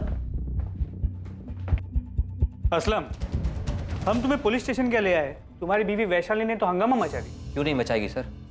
क्योंकि वो अच्छी तरह जानती है कि मैं सीमा दीदी के कितना करीब था, और आप लोग बिना किसी वजह के मुझसे इस तरह पूछताछ कर रहे हैं। और एक तरफ आप कह रहे हैं कि इसके पीछे मेरी पहली बीवी फौजिया का हाथ है। सर आपको लगता है फौजिया इतनी चालाक है कि वो एक जाल बुनेगी और सीमा दीदी उसमें फंस जाएगी? सर ऐसा करने की हिम्मत सिर्फ उसकी हो सकती है जो सीमा दीदी के सबसे करीब हो। तुम्हारा इशारा यशवंत की तरफ या फिर सीमा के बेटे राजेश की तरफ? सर मैं कोई नाम नहीं ले रहा, लेकिन आप खुद सोचिए, सीमा दीदी रेड शाइन होटल में एक ऐसे अजनबी इंसान से मिलने जाती है जो कि फर्जी है। मिलने की क्या वजह हो सकती है सर? आप उस वजह को ढूंढिए ना। सर पहली बात तो यह है कि सीमा दीदी किसी पे भरोसा किए बिना उससे मिलने नहीं जा सकती। हर चीज में खुद सोच समझ के वो फैसला लेती थी। ये नम्रता वाले मामले में ही देख लीजिए आप सर। क्या दीदी ने चाचा चाची से उस हिमांशु के बारे में पता करने की कोशिश की कि ये लड़का कौन है, क्या करता है, कहाँ से आया है? नहीं सर, उन्होंने किसी से बात तक नहीं की। तो सीमा फर्जी मुख्तार सैयद से मिलने के लिए होटल रेस्टोरेंट क्यों गई?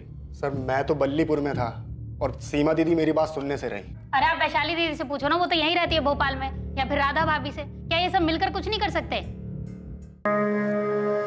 वैशाली के पति असलम शेख को पूछताछ के बाद पुलिस ने छोड़ दिया, और ऐसा ही हुआ मुकेश और उसकी बीवी चंचल के साथ। इनके खिलाफ भी पुलिस को कुछ नहीं मिला।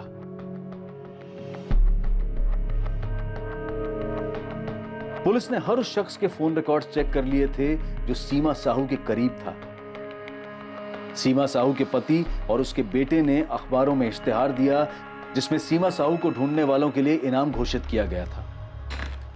सर शक के घेरे में जितने भी लोग थे सबके कॉल रिकॉर्ड्स चेक कर लिए, लेकिन किसी के भी कॉल रिकॉर्ड्स में से कुछ भी नहीं मिला है। मालती ऐसा कैसे हो सकता है? एक भी कॉल ऐसी नहीं है जिससे ये लगे कि सीमा साहू को फंसाया जा रहा है। नहीं सर, सीमा के पति यशवंत और उसके बेटे राजेश के कॉल रिकॉर्ड्स भी चेक किए, ये सोचकर कि शायद कोई पर्सनल एंगल होगा, लेकिन किसी से भी कोई भी सुराग हाथ नहीं लगा है। तो फिर मामला है कहाँ? सीमा के पति यशवंत ने सीमा की तस्वीर अखबार में छपवाई, लेकिन सीमा का कोई अता पता नहीं, अभी तक कोई सामने नहीं आया। सर ये हाथी चौक में मैं इतने दिन से जितने भी रिक्शे वाले और प्राइवेट टैक्सी वाले हैं सबको ये फोटो दिखा के घूम रहा हूँ, पर ये सीमा साहू किसी भी पब्लिक ट्रांसपोर्ट से होटल रेड साइन तो आई नहीं है। कोई तो है जो उसे लेके आया है यहाँ। इस मुख्तार सैयद का कुछ पता चला? साहब इस फोटो से तो कोई भी इसे पहचान नहीं रहा है। आपके साइबर सेल से इसके बिना मुझ दाढ़ी वाली फोटो आने वाली थी ना, वो कल तक आ जाए। सीमा ने कोई पब्लिक ट्रांसपोर्ट नहीं लिया तो जरूर उसका कोई अपना ही उसे होटल रेस्टोरेंट होटल लेकर गया, और ये सब कुछ बड़ी सोची समझी साजिश के तहत किया गया। तो ये जो भी है बहुत शातिर है, खुद तो अंदर गया नहीं और सीमा को अकेले अंदर भेज दिया। मैं थोड़ी देर में आती हूँ।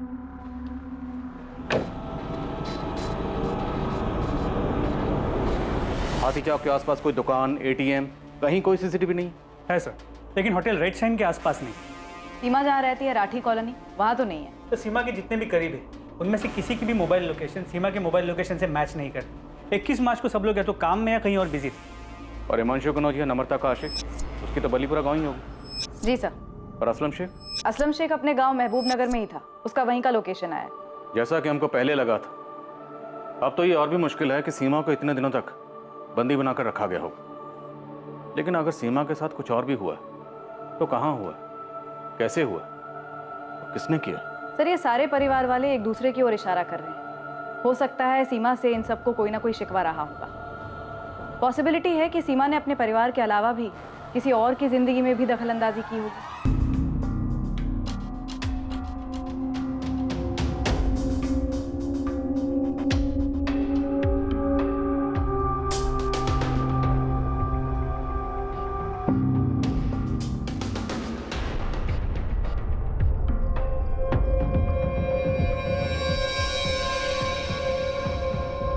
का आदमी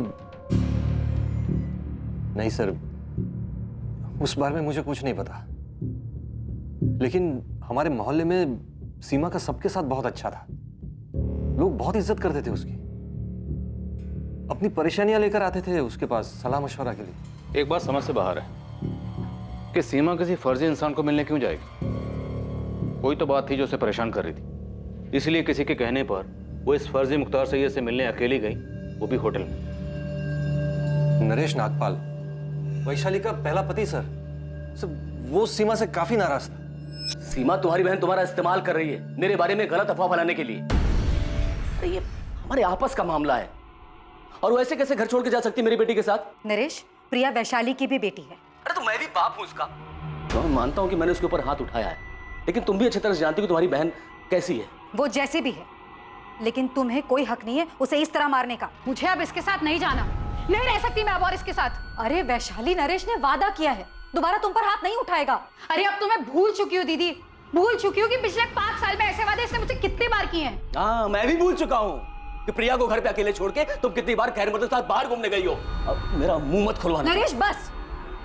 वैशाली, तुम दोनों के इस झगड़े का प्रिया पर क्या असर होगा? और इसकी करतूतों का प्रिया पर बड़ा अच्छा असर पड़ेगा ना। ये मुझे प्रिया के सामने मारता है, और अब मैं ऐसे चुपचाप मार खा के नहीं रह सकती दीदी। अरे नहीं रह सकती तो सुधार लो अपनी हरकतें ना। तुम पहले अपनी हरकतें ठीक करो, मैं तुम्हारे साथ नहीं आने वाली, और ये बात तो तय है। सर वैशाली और नरेश का डिवोर्स हुआ नहीं अभी तक, लेकिन वैशाली नरेश के पास जाना नहीं चाहती। नरेश काफी नाराज हुआ था जब सीमा ने फैसला किया था कि वैशाली अब नरेश के पास नहीं जाएगी। सीमा ने यह फैसला लिया। तुम दोनों का जो ये मामला है ना, इसे सुलझाना नामुमकिन है। और जहां तक रही बात साथ रहने की, तो बेहतर ये होगा ना कि तुम दोनों अलग ही रहो। हाँ तो चला जाऊंगा, मुझे कोई शौक नहीं उसके साथ रहने का, लेकिन जाऊंगा तो अपनी बेटी के साथ। तुम लड़ाई लड़ना चाहते हो, लड़ो, लेकिन प्रिया वैशाली के साथ ही रहेगी। तुम्हारा पक्ष कमजोर हो जाएगा नरेश, ये ध्यान रखना।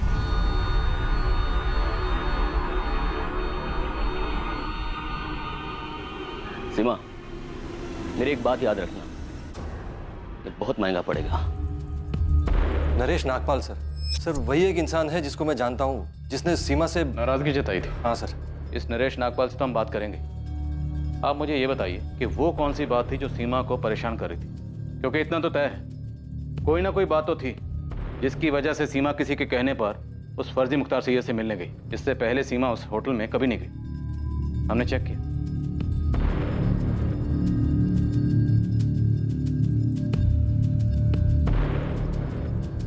एक जवान आदमी बूढ़े के बेस में सीमा साहू से मिलता है। कहीं ये कोई हिस्ट्री शीटर तो नहीं? सर हिस्ट्री शीटर्स को तो काफ़ी खंगाला है। पिंटू खबरी ने भी काफ़ी लोगों की तलाशी ली है। इस केस में हिस्ट्री शीटर्स का इस्तेमाल तो नहीं हो सकता, क्योंकि अगर ऐसा होता तो किसी भी तरीके की प्लानिंग की बात हमें ज़रूर पता चलती।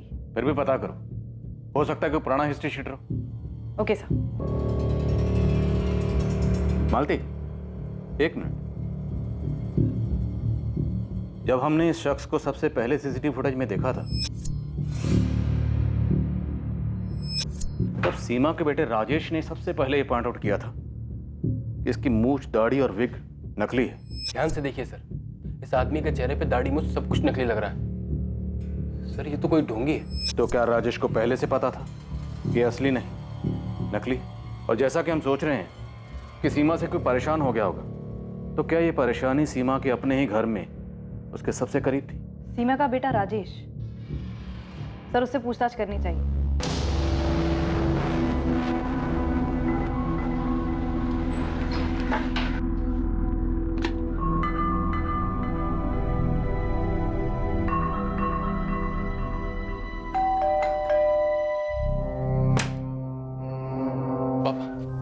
मम्मी का कुछ पता चला?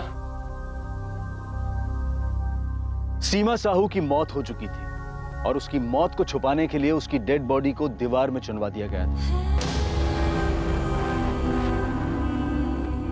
और सीमा की मौत का संबंध निश्चित रूप से परिवार पे उसके नियंत्रण से था।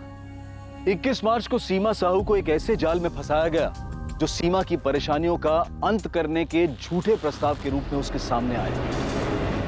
क्या सीमा की यह परेशानी उसके बेटे राजेश को लेकर थी, या यह परेशानी वैशाली के पहले पति नरेश नागपाल से जुड़ी हुई थी? तूने सीमा को धमकी दी थी नरेश कि उसे बहुत महंगा पड़ेगा। अब बहुत महंगा पड़ेगा कहना मतलब ये थोड़ी है कि मैं उसे मार देता। मार ही देता? मतलब सीमा मर चुकी है? अब आपको जो समझना है आप समझिए। मैं आपसे पहले ही बता चुका हूं कि मेरा कोई लेना देना नहीं है इस चीज से। और दर्द है तो सिर्फ इस बात का कि मैंने अपनी बेटी प्रिया को खो दिया, लेकिन उस चीज को भी मैं मन ही मन पी गया। अब सीमा को मार के या उसे गायब करके मैं कौन सा अपने घाव पे मरहम लगा लेता? वो तो खुद ही हताश थी। हताश? क्यों? अब आपको क्या बताऊं साहब, वैशाली ने क्या हरकत की थी।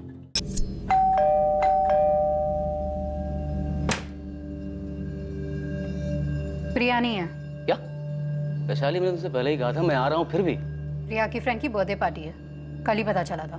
ठीक है, मैं यही वेट करता हूँ। बाहर ही वेट कर लो, आए तो मिल लेना। एक मिनट, आप कौन होते हमारे बीच में बोलने वाले? मैं। वो मेरे पति हैं। होशंगाबाद के जिस मोहल्ले में हम रहते थे वहाँ आए दिन खबर मिलती थी कि आज वैशाली इसके साथ देखी गई, आज वैशाली उसके साथ देखी गई। और मुझे छोड़कर वो भी गई कहाँ? असलम के साथ, जो खुद शादीशुदा था। इन दोनों की शादी हुई भी थी कि नहीं किसे पता। यही बात पूछने मैं सीमा के पास गया था कि तुमने इसीलिए सपोर्ट किया था अपनी बहन का कि वो मुझसे अलग हो सके या फिर मेरी बेटी को मुझसे अलग कर दे। देखो नरेश, वैशाली असलम के साथ खुश है और असलम हमारे परिवार के लिए बहुत कुछ करता है। वो हमारी माँ से मिलने टाइम टू टाइम बलीपुर जाता है। मुकेश से भी उसकी अच्छी बनती है। राधा भाभी को भी कोई भी काम हो असलम हमेशा आगे आता है, वो सबका ख्याल रखता है। लेकिन क्या उसका पहले से शादीशुदा होना सही है? उसकी बीवी है, बच्चे हैं, फिर भी तुमने उसे वैशाली के पति के रूप में एक्सेप्ट कर लिया। मैंने कहा ना तुमसे, वैशाली असलम के साथ खुश है। उसने पहले मेरी जिंदगी उजाड़ी और तुमने उजाड़ने दी। अब वो असलम की जिंदगी उजाड़ रही है और तुम कुछ नहीं बोल रही। तुम्हें पता है तुम कितनी गलत हो? जिस आदमी को तुम अपने परिवार का हिस्सा बता रही हो ना, मेरा शौहर है वो। अरे तुम लोगों ने मिलकर मेरी जिंदगी बर्बाद कर दी। फौजिया पहले शांत हो जा। और असलम से ना मैंने नहीं कहा था जाकर वैशाली से प्यार मोहब्बत करे, ठीक है? असलम मेरा शौहर है, मेरे बच्चे का बाप। और आप लोगों ने मिलकर मेरी जिंदगी बर्बाद करने की ना साजिश की है। बद्दुआ देती हूँ आप लोगों को। जैसे मेरी जिंदगी बर्बाद हुई है ना सीमा, एक दिन तुम्हारी भी जिंदगी ऐसे ही बर्बाद होगी, देख लेना तुम। देखो नरेश, मैंने ना तुम्हारा घर उजाड़ा है और ना ही असलम का। कभी वैशाली से मैंने ये नहीं कहा कि वो तुम्हें छोड़ दे, और ना ही कभी मैंने ये कहा है उससे कि वो जाकर असलम के साथ रहे। सीमा, याद रखना, जुर्म करने वाले का साथ देने वाला भी उतना ही बड़ा गुनहगार होता है। नरेश, बस बहुत हुआ। तुम एक काम करो, जाकर वैशाली से अपनी प्रॉब्लम सुलझाओ।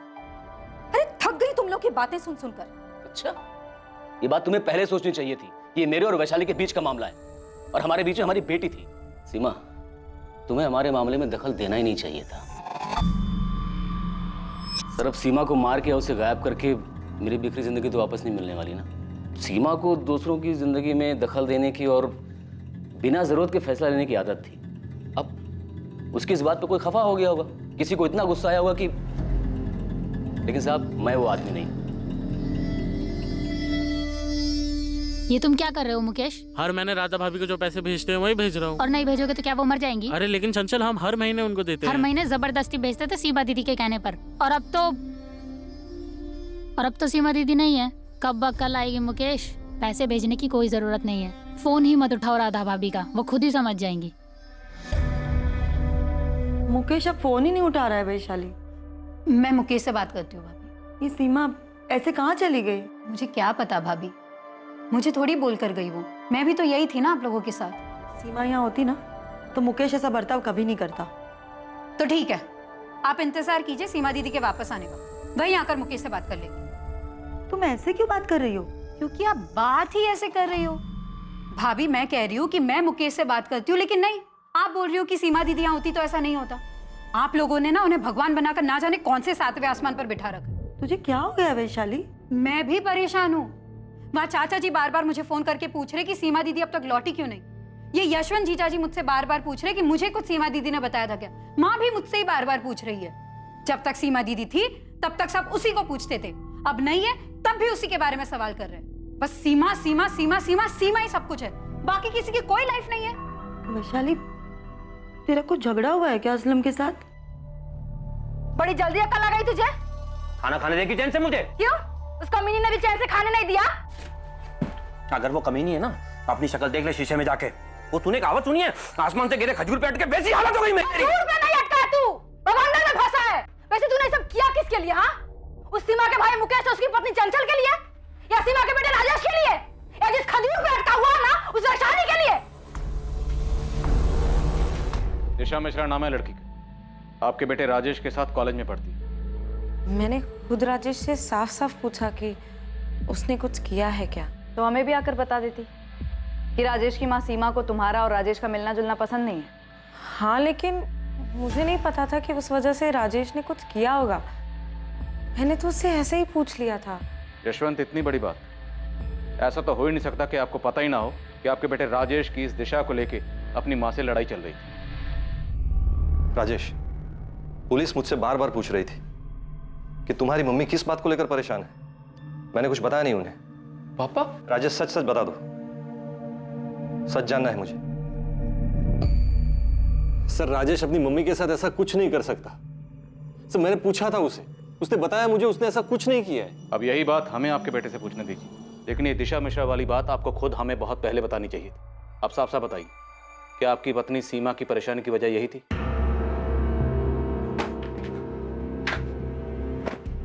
अरे क्यों भाग रहे हो यहाँ से? बताना पड़ेगा तुम्हें असलम, क्या किया तुमने? किसके कहने पे किया है? फौजिया, तुम पहले फरीद को लेकर आओ, हमारे पास बहुत वक्त है, आराम से बात कर लेंगे बाद में। तुम अभी लेके आओ पहले उसे, जाओ तुम। हाँ, थी अनबन राजेश और उसकी मम्मी के बीच दिशा को लेकर, लेकिन राजेश ऐसा कुछ नहीं कर सकता। सर, राजेश जो भी है अपनी मम्मी से, हमें शुरू से यही शक था कि सीमा का कोई करीबी ही उसे उस फर्जी मुख्तार सैयद से मिलवाने के लिए होटल रेड शाइन लेकर गया। यशवंत, क्या वो अपने बेटे राजेश के लिए वहां गई थी? सर, मुझे नहीं पता सीमा क्यों गई थी, लेकिन हाँ सर, वो राजेश को लेकर परेशान थी। मुझे अपनी जिंदगी में क्या करना है ये मैं खुद डिसाइड कर सकता हूँ। राजेश, अपनी आवाज नीचे करो। तो आपको अपनी आवाज उठा लेनी चाहिए थी। राजेश, तुम बस करो मम्मी, बहुत हो गया। यहाँ सब आपके गुलाम नहीं है। तेरा ना दिमाग खराब हो गया है। अरे अभी तू फर्स्ट ईयर में, पूरी जिंदगी पड़ी है तेरी। इस तरह लड़की के पीछे ना अभी पागल मत बन, तू समझा? तेरी मम्मी कौन सा तुझे उस लड़के के साथ दोस्ती तोड़ने को बोल रही है? क्या नाटक लगा रखा है? अब भी कभी शादी करनी है? 18 साल के हो तुम लोग। उस लड़के के माँ बाप क्या तुझे? उसके माँ बाप मम्मी की तरह नहीं है, जिन्हें लगता है कि सिर्फ वो ही सबकी जिंदगी के फैसले ले सकती है। अगर तू अपनी भलाई सोच सकता ना तो आज अपने माँ बाप के बारे में ना ये बात नहीं करता। माँ बाप नहीं मम्मी, सिर्फ माँ। मैं पापा के बारे में कभी ऐसा नहीं बोल सकता, क्योंकि वो कभी दूसरे की जिंदगी में दखल नहीं देते। तुम देती हो, मैंने देखा है। तुम सबके साथ बुरा बर्ताव करती हो। किस तरह वैशाली मौसी और मुकेश मामा को तुम नीचा दिखाती हो। तुम खुद को भगवान मानती हो। बस राधा चाची तुमसे वफादार है क्योंकि तुम उन पर तरस खाती हो, वरना कोई तुम्हारी दिल से इज्जत नहीं करता क्योंकि तुम खुद को भगवान मानकर सबकी जिंदगियों के फैसले लेती हो। लेकिन तुम मेरी जिंदगी की भगवान नहीं बन सकती और मेरे लिए तो बिल्कुल भी नहीं। जाओ दूसरों की जिंदगी पर राज करो। मैं तुम्हें अपनी जिंदगी के फैसला का मोहताज नहीं बना सकता। हाँ सर, मेरी माँ स्वभाव की स्ट्रांग थी, वो सबकी जिंदगी के फैसले लेती थी। जरूरत ना पड़ने पर भी वो दूसरे की जिंदगी में दखल देती थी। ये आदमी कौन है राजेश? मुझे नहीं पता। सबसे पहले तुम ही ने पॉइंट आउट किया था कि मुख्तार सैयद की दाढ़ी मूछें नकली है। मैंने नोटिस किया था, कोई भी कर सकता है। राजेश, तुम और तुम्हारी गर्लफ्रेंड दिशा पहले से हमारे शक के घेरे में। सर, दिशा का इन सबसे कोई लेना देना नहीं है। तो फिर किसका लेना देना है, तुम्हारा?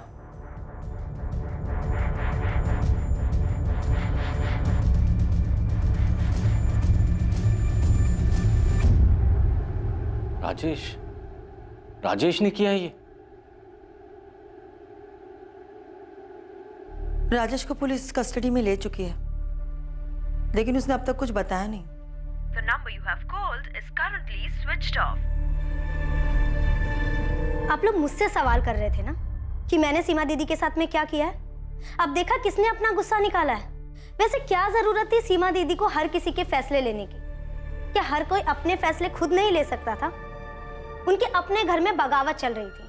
अगर सीमा दीदी के साथ में राजेश ने ऐसा कुछ किया भी है ना, माँ बाबा, उसका कसूरवार कोई और नहीं, आप सभी लोग हैं। आप सभी ने सीमा दीदी के इतने पर लगा दिए थे, उन्हें विश्वास दिलाया कि वो ही सबके सही गलत के फैसले ले सकती है। उन्हें इतना सर पे चढ़ा लिया था कि वो खुद को भगवान मानने लगी थी। ना मैं ये जानता हूँ कि ये मुख्तार सैयद कौन है और ना मैं ये जानता हूँ कि ये आदमी कौन है। तो फिर कौन जानता है राजेश? किसने तुम्हारी मदद की थी 21 मार्च को दोपहर 12 बजे तुम्हारी माँ को होटल रेड सैंड ले जाने में? सब कुछ पहले से तय था ना कि कोई तुम्हारी माँ को बोलेगा कि होटल रेड सैंड जाना है और मुख्तार सैयद से मिलना। क्यों? क्योंकि वो तुम्हारी माँ की मदद करेगा, जिससे तुम अपनी गर्लफ्रेंड दिशा से दूर हो जाओगे और अपनी माँ के आज्ञाकारी बेटे बन जाओगे।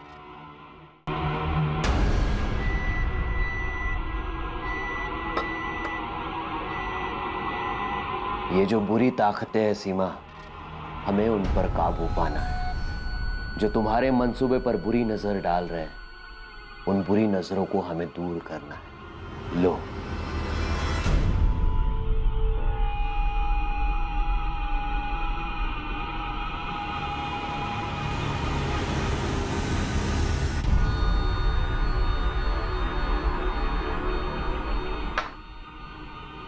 क्या इससे वो सारी बुरी शक्तियां खत्म हो जाएंगी जो आसपास मंडरा रही हैं?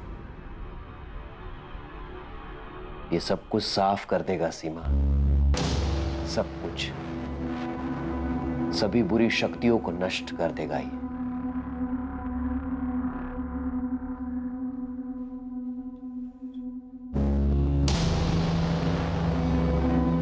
ये तावीज मैं अपने बेटे को दूंगी ना, तो वो इसे कभी नहीं पहनेगा। वो मुझसे नाराज है, वो मेरी बात नहीं मानेगा। उसे लगता है कि मैं उसकी दुश्मन हूं। ये उसे पहनने के लिए मत बोलना, उसके बैग में एक छोटा सा पॉकेट बनाकर उसमें रख देना। ये अपना काम करना शुरू कर देगा और धीरे धीरे वो संभल जाएगा। मेरी किसी ने मदद नहीं की सर, किसी ने भी नहीं। हाँ, मैं बात नहीं कर रहा था मम्मी से, नाराज था मैं उनसे, लेकिन मैंने नहीं मारा उनको।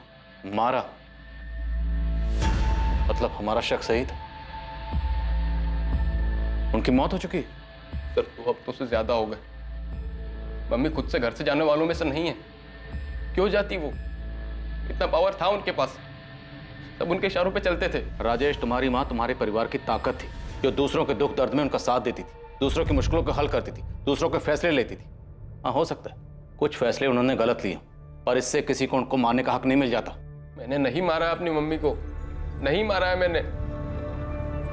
हो सकता है मेरी वजह से वो बहुत तकलीफ में थी, मेरी कोई बात बहुत ज्यादा बुरी लगी होगी उन्हें, लेकिन मैं क्यों मारूंगा अपनी मम्मी को? 21 मार्च को होटल रेड शाइन कौन ले गया था उन्हें? घर का ही कोई आदमी था जो तुम्हारी मदद कर रहा था? 21 मार्च को सुबह 8 बजे असलम शेख ने फोन किया था तुम्हारी मम्मी को। तुमने 21 मार्च की सुबह सीमा से बात की जिस दिन वो लापता हुई। जी जी जी, बात की थी हमने। राजेश, क्या वो आदमी असलम शेख था? मुझे नहीं पता। मैंने नहीं मारा अपनी मम्मी को sir. I really miss her.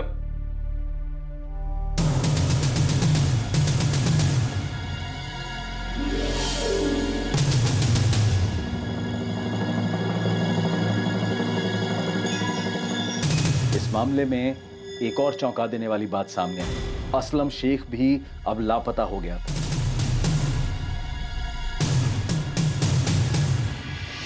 मैं खुद असलम को फोन लगा रही हूँ, कल से उसका फोन बंद आ रहा है। कहाँ भाग गया वो? उधर हम राजेश तक पहुँचते हैं और इधर असलम भाग जाता है। मुझे भी नहीं पता, मैं खुद उस तक पहुँचने की कोशिश कर रही हूँ। उसका छोटा भाई शमशेर भी नहीं जानता कि असलम चला कहाँ गया है। सर आप क्या ढूंढ रहे हैं सर? अंदर के कबाड़ भी खाली है, लगता है दोनों भाग गए, असलम और फौजिया। कहाँ गए दोनों? सर नहीं पता सर, महबूब नगर में अम्मी अब्बू को भी फोन किया था सर, वहाँ पे भी नहीं है। देख इतना तो साफ है कि ये सब कुछ असलम का किया जा रहा है। अगर जल्द हाथ नहीं लगा ना बुरा फंसेगा। अब ये बात पूरे परिवार को पता चल चुकी थी कि सीमा के साथ हुई इस वारदात में असलम शेख का ही हाथ था। और उनके लिए और भी चौंकाने वाली बात यह थी कि सीमा का बेटा राजेश खुद एक संदिग्ध था। शायद अपनी मां को फंसाने की साजिश में असलम शेख से मिला हुआ था। सीमा को पहले जाल में फंसाना, फिर उसकी हत्या कर देना, यह साजिश अब साफ होती जा रही थी। लेकिन असलम तक पहुंच पाना और यह साबित कर पाना कि इसमें राजेश का भी हाथ है, अब भी बहुत मुश्किल नजर आ रहा था। क्या सच में राजेश का अपनी मां की हत्या में हाथ था? बड़ी थी वो, तुम सबसे बड़ी। तुम्हारे पापा के गुजर जाने के बाद मैं बिल्कुल टूट गई थी। मुझे कुछ समझ में नहीं आ रहा था कि इतनी सारी जिम्मेदारियां मैं कैसे संभालूंगी। तब सीमा ने आगे बढ़कर सब कुछ संभाला था। वो भी कह सकती थी कि उसका अपना परिवार है जिसे उसको संभालना है। ये परेशानियां, ये जिम्मेदारियां उसकी नहीं हैं।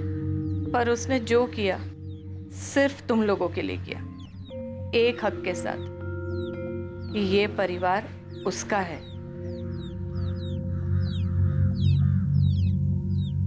असलम शेख को हर जगह ढूंढा जा रहा था और सीमा के बेटे राजेश से बार बार कड़ी पूछताछ हो रही थी। लेकिन राजेश अपने बयान से हिलने को तैयार नहीं था। वो ये मानने को तैयार नहीं था कि उसकी मां की हत्या में उसका कोई हाथ है। और सच्चाई भी यही थी कि राजेश का अपनी मां को फंसाने और उसकी हत्या में कोई हाथ नहीं था। सर असलम शेख जहां भी जा सकता है, दोस्त, रिश्तेदार, उन सबके घर के आसपास खबरियों को तैनात कर दिया। और अभी तक उसका कुछ पता नहीं चला? नहीं सर। दिनेश, ऐसे कहाँ गायब हो गया वो? सर मुझे लगता है कि असलम को पता चल गया था कि हम इस केस को सुलझाने के काफी करीब आए। सर, राजेश से 15वीं बार पूछताछ कर चुके हैं। वो अपने बयान पर डटा हुआ है और उसके खिलाफ हमें कोई सबूत भी नहीं मिला है। सर आई फील राजेश इस केस में इन्वॉल्व नहीं है। क्यों? सर इतना तो पक्का हो गया कि असलम शेख इसमें इन्वॉल्व है, लेकिन असलम राजेश के लिए ये सब क्यों करेगा? सर आई मीन असलम को कोई तो फायदा होना चाहिए। राजेश असलम को ऐसे क्या दे सकता है कि असलम राजेश के लिए ये करे? अगर फायदे की बात है तो फिर मुकेश हो सकता है। उसकी पुश्तैनी घर और जमीन सीमा उसे बेचने नहीं दे रही थी।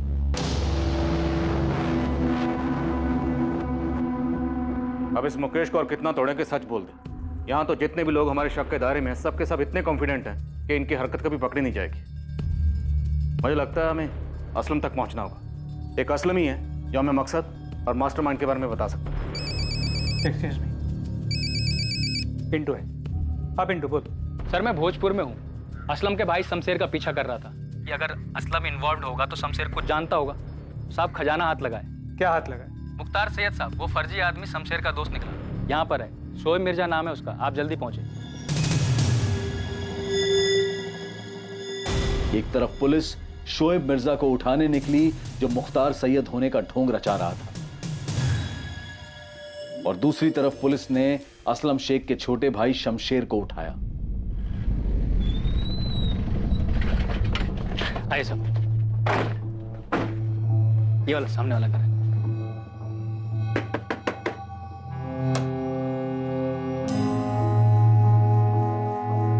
सही निशाना लगा है पिंटू, यही अपना आदमी है। चल ले चलो इसे। सर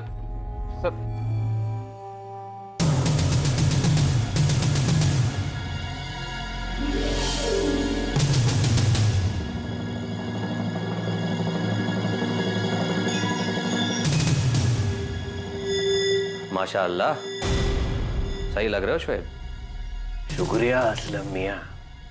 मस्त, एकदम मस्त एक्टर हो गया तू। हाथ तोड़ूं या पैर तोड़ूं शमशेर? कुछ मत कीजिए साहब, मैं सब बताता हूँ साहब। मैं तो सिर्फ असलम भाई की मदद की। इस मदद की कोई खास वजह? वजह नहीं पता साहब, लेकिन असलम भाई सीमा दीदी को मारना चाहते थे और सारा प्लान भी असलम भाई ने बनाया और सब कुछ उन्होंने सेट किया साहब। और असलम भाई ने जो जो कहा हमने वही किया साहब। बिल्कुल सही इलाज लेके आया हूँ राजेश के लिए। मैं भी इनमें मानता हूँ, बहुत अच्छे से मानता हूँ। मुझे यकीन है राजेश एक दिन सही रास्ते पे आ जाएगा। अच्छा, तो कब मिल सकती हूँ मैं मुख्तार भाई से? आप आज ही मिल लीजिए। देखिए मैं तो गांव जा रहा हूँ, शमशेर आपको मिल जाएगा, वो आपको पहुंचा देगा। और मुख्तार भाई होटल रेड शाइन में आने वाले हैं लोगों से मिलने के लिए, आप भी चले जाइए। ठीक है। शमशेर, शमशेर जी। 12 बजे पहुंच जाना, सीमा दीदी को बोला है। और गाड़ी कॉलोनी के कॉर्नर पे खड़ी कर देना। किसी भी कीमत पर होटल के अंदर मत जाना, सीसीटीवी कैमरे लगे हैं। उनको कुछ भी बोलना, कहना इंपॉर्टेंट फोन कॉल्स हैं मेरे। ठीक है भाई। जा तैयारी कर।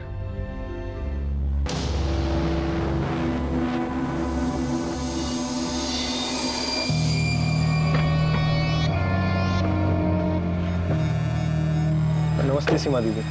नमस्ते शमशेर।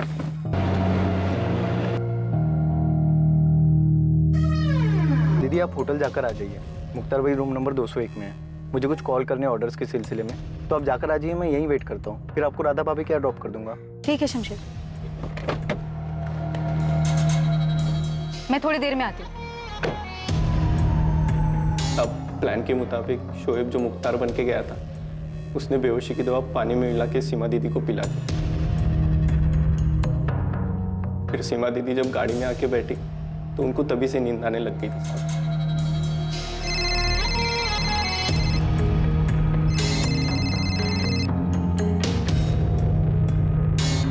हाँ संतोष। हेलो सीमा, कहाँ पर हो? सब लोग वेट कर रहे हैं तुम्हारा। मैं पहुंच रही हूँ। वो एक सहेली के घर पे कुछ काम था, वो काम खत्म करके बस आ रही हूँ मैं। कहाँ पर हो तुम? हाँ संतोष, मैं आ रही हूँ, रास्ते में ही हूँ मैं तुम।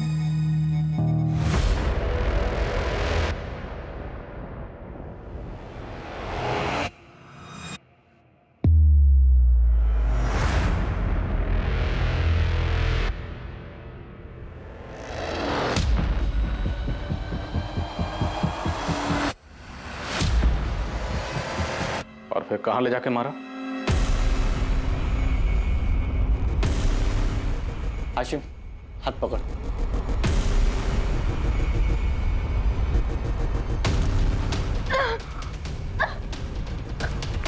बॉडी कहाँ है शमशेर? साहब दुकान के अंदर वाले कमरे में। और जब रात में असलम भाई आए तो हमने क्या? हमने सीमा दीदी की बॉडी दीवार में चुनवा दी साहब।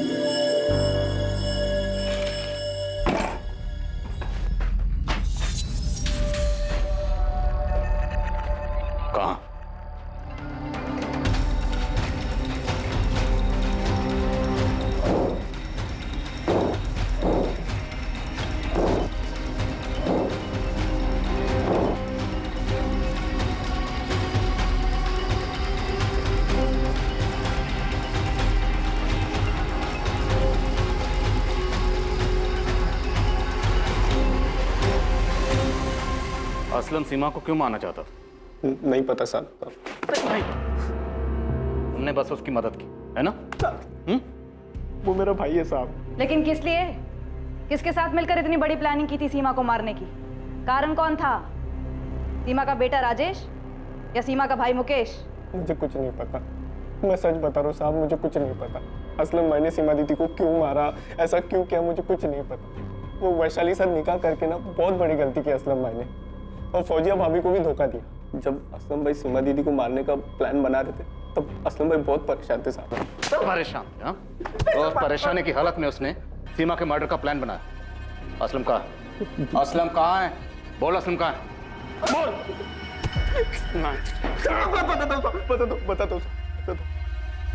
असलम भाई और फौजिया भाभी होशंगाबाद में वहां छुपे हैं। होशंगाबाद में कहाँ?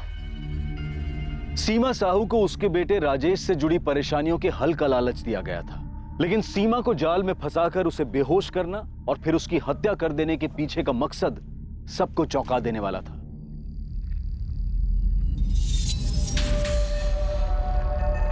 सीमा की बॉडी बुरी तरह से डिकम्पोज हो चुकी है।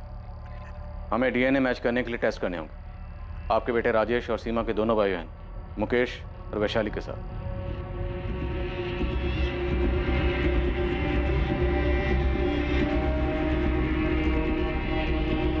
दीदी की डेड बॉडी मिली है माँ।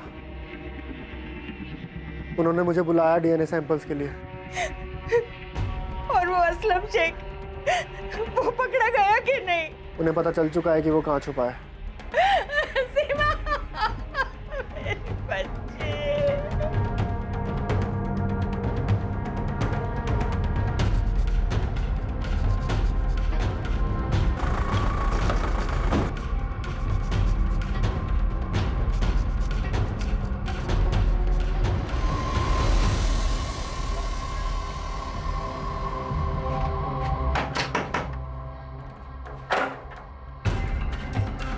फौजिया, असलम को बाहर बुलाओ, और अगर उसने पीछे से भागने की कोशिश की तो वहां भी हमारे लोग खड़े हैं। हम गोली चलाने से हिचकिचाएंगे नहीं।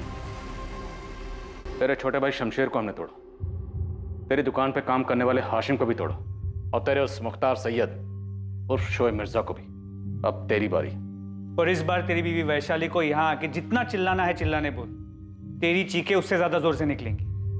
हाँ, तो सबसे पहले उसे घसीट के लाइए सर, उसको लगाइए 2-4 थप्पड़ और उसकी ऊंची आवाज को चीखों में बदल दीजिए सर।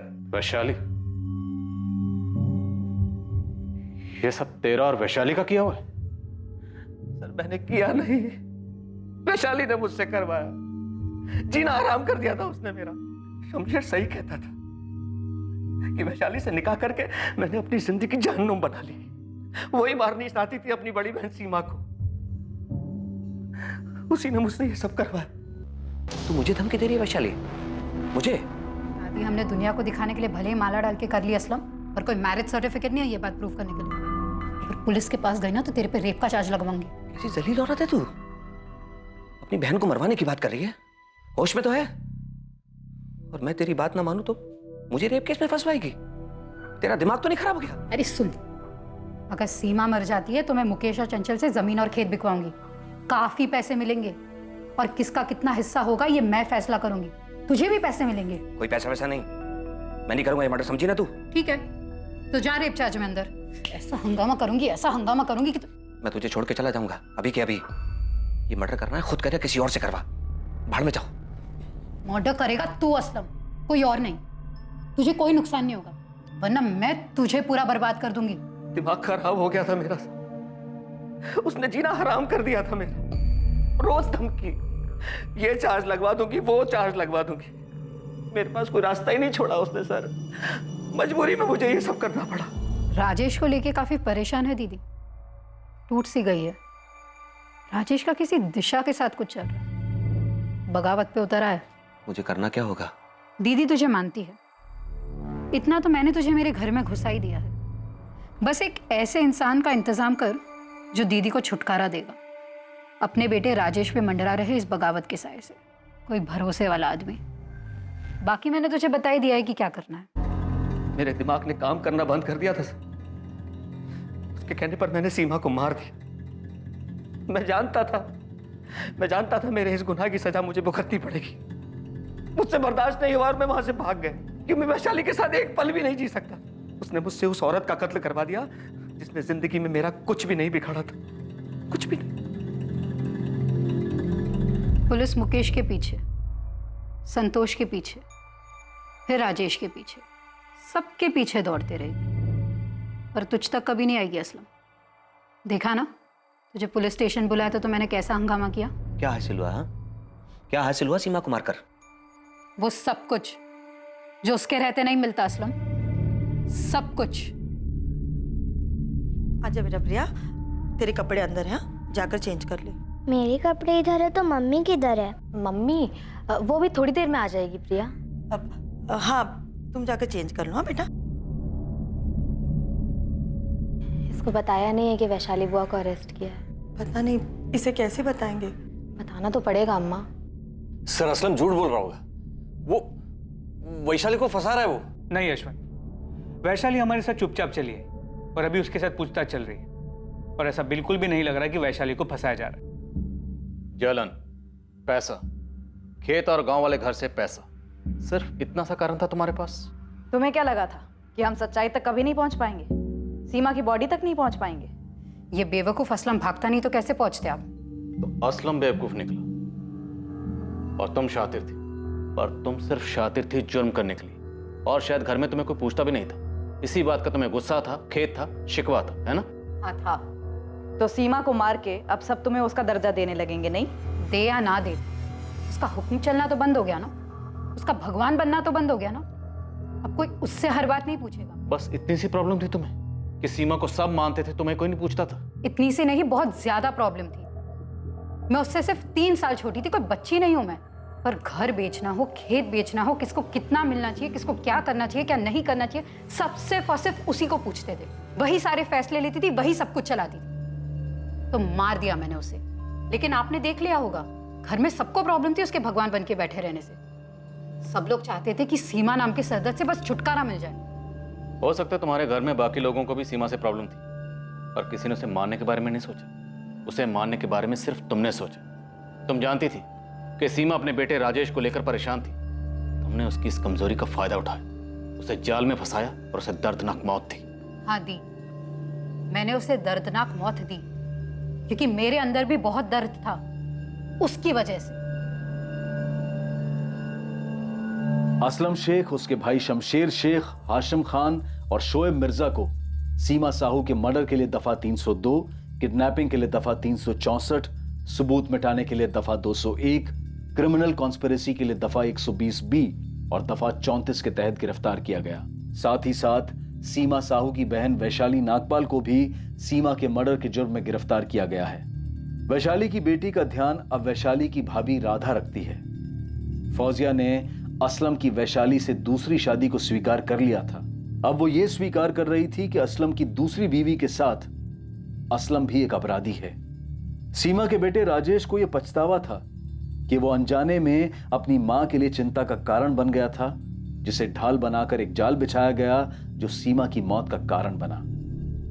सीमा साहू परिवार का वो सदस्य थी जिसके पास सब लोग अपनी परेशानियां लेकर जाते थे, और ऐसा इसलिए नहीं था क्योंकि घर वालों ने उसे परिवार का मुखिया चुना था, बल्कि सब लोग उसके पास इसलिए जाते थे क्योंकि वो एक बहुत ही जिम्मेदार महिला थी, सबकी सुनती थी और अपनी जिम्मेदारी बखूबी निभाती थी, और उसमें वो सारी खूबियां थी जो एक अच्छे मुखिया में होती है। वैशाली जो सीमा की जगह लेना चाहती थी, सारे फैसले खुद करना चाहती थी, क्या वो इस परिवार का नेतृत्व करने में सक्षम थी?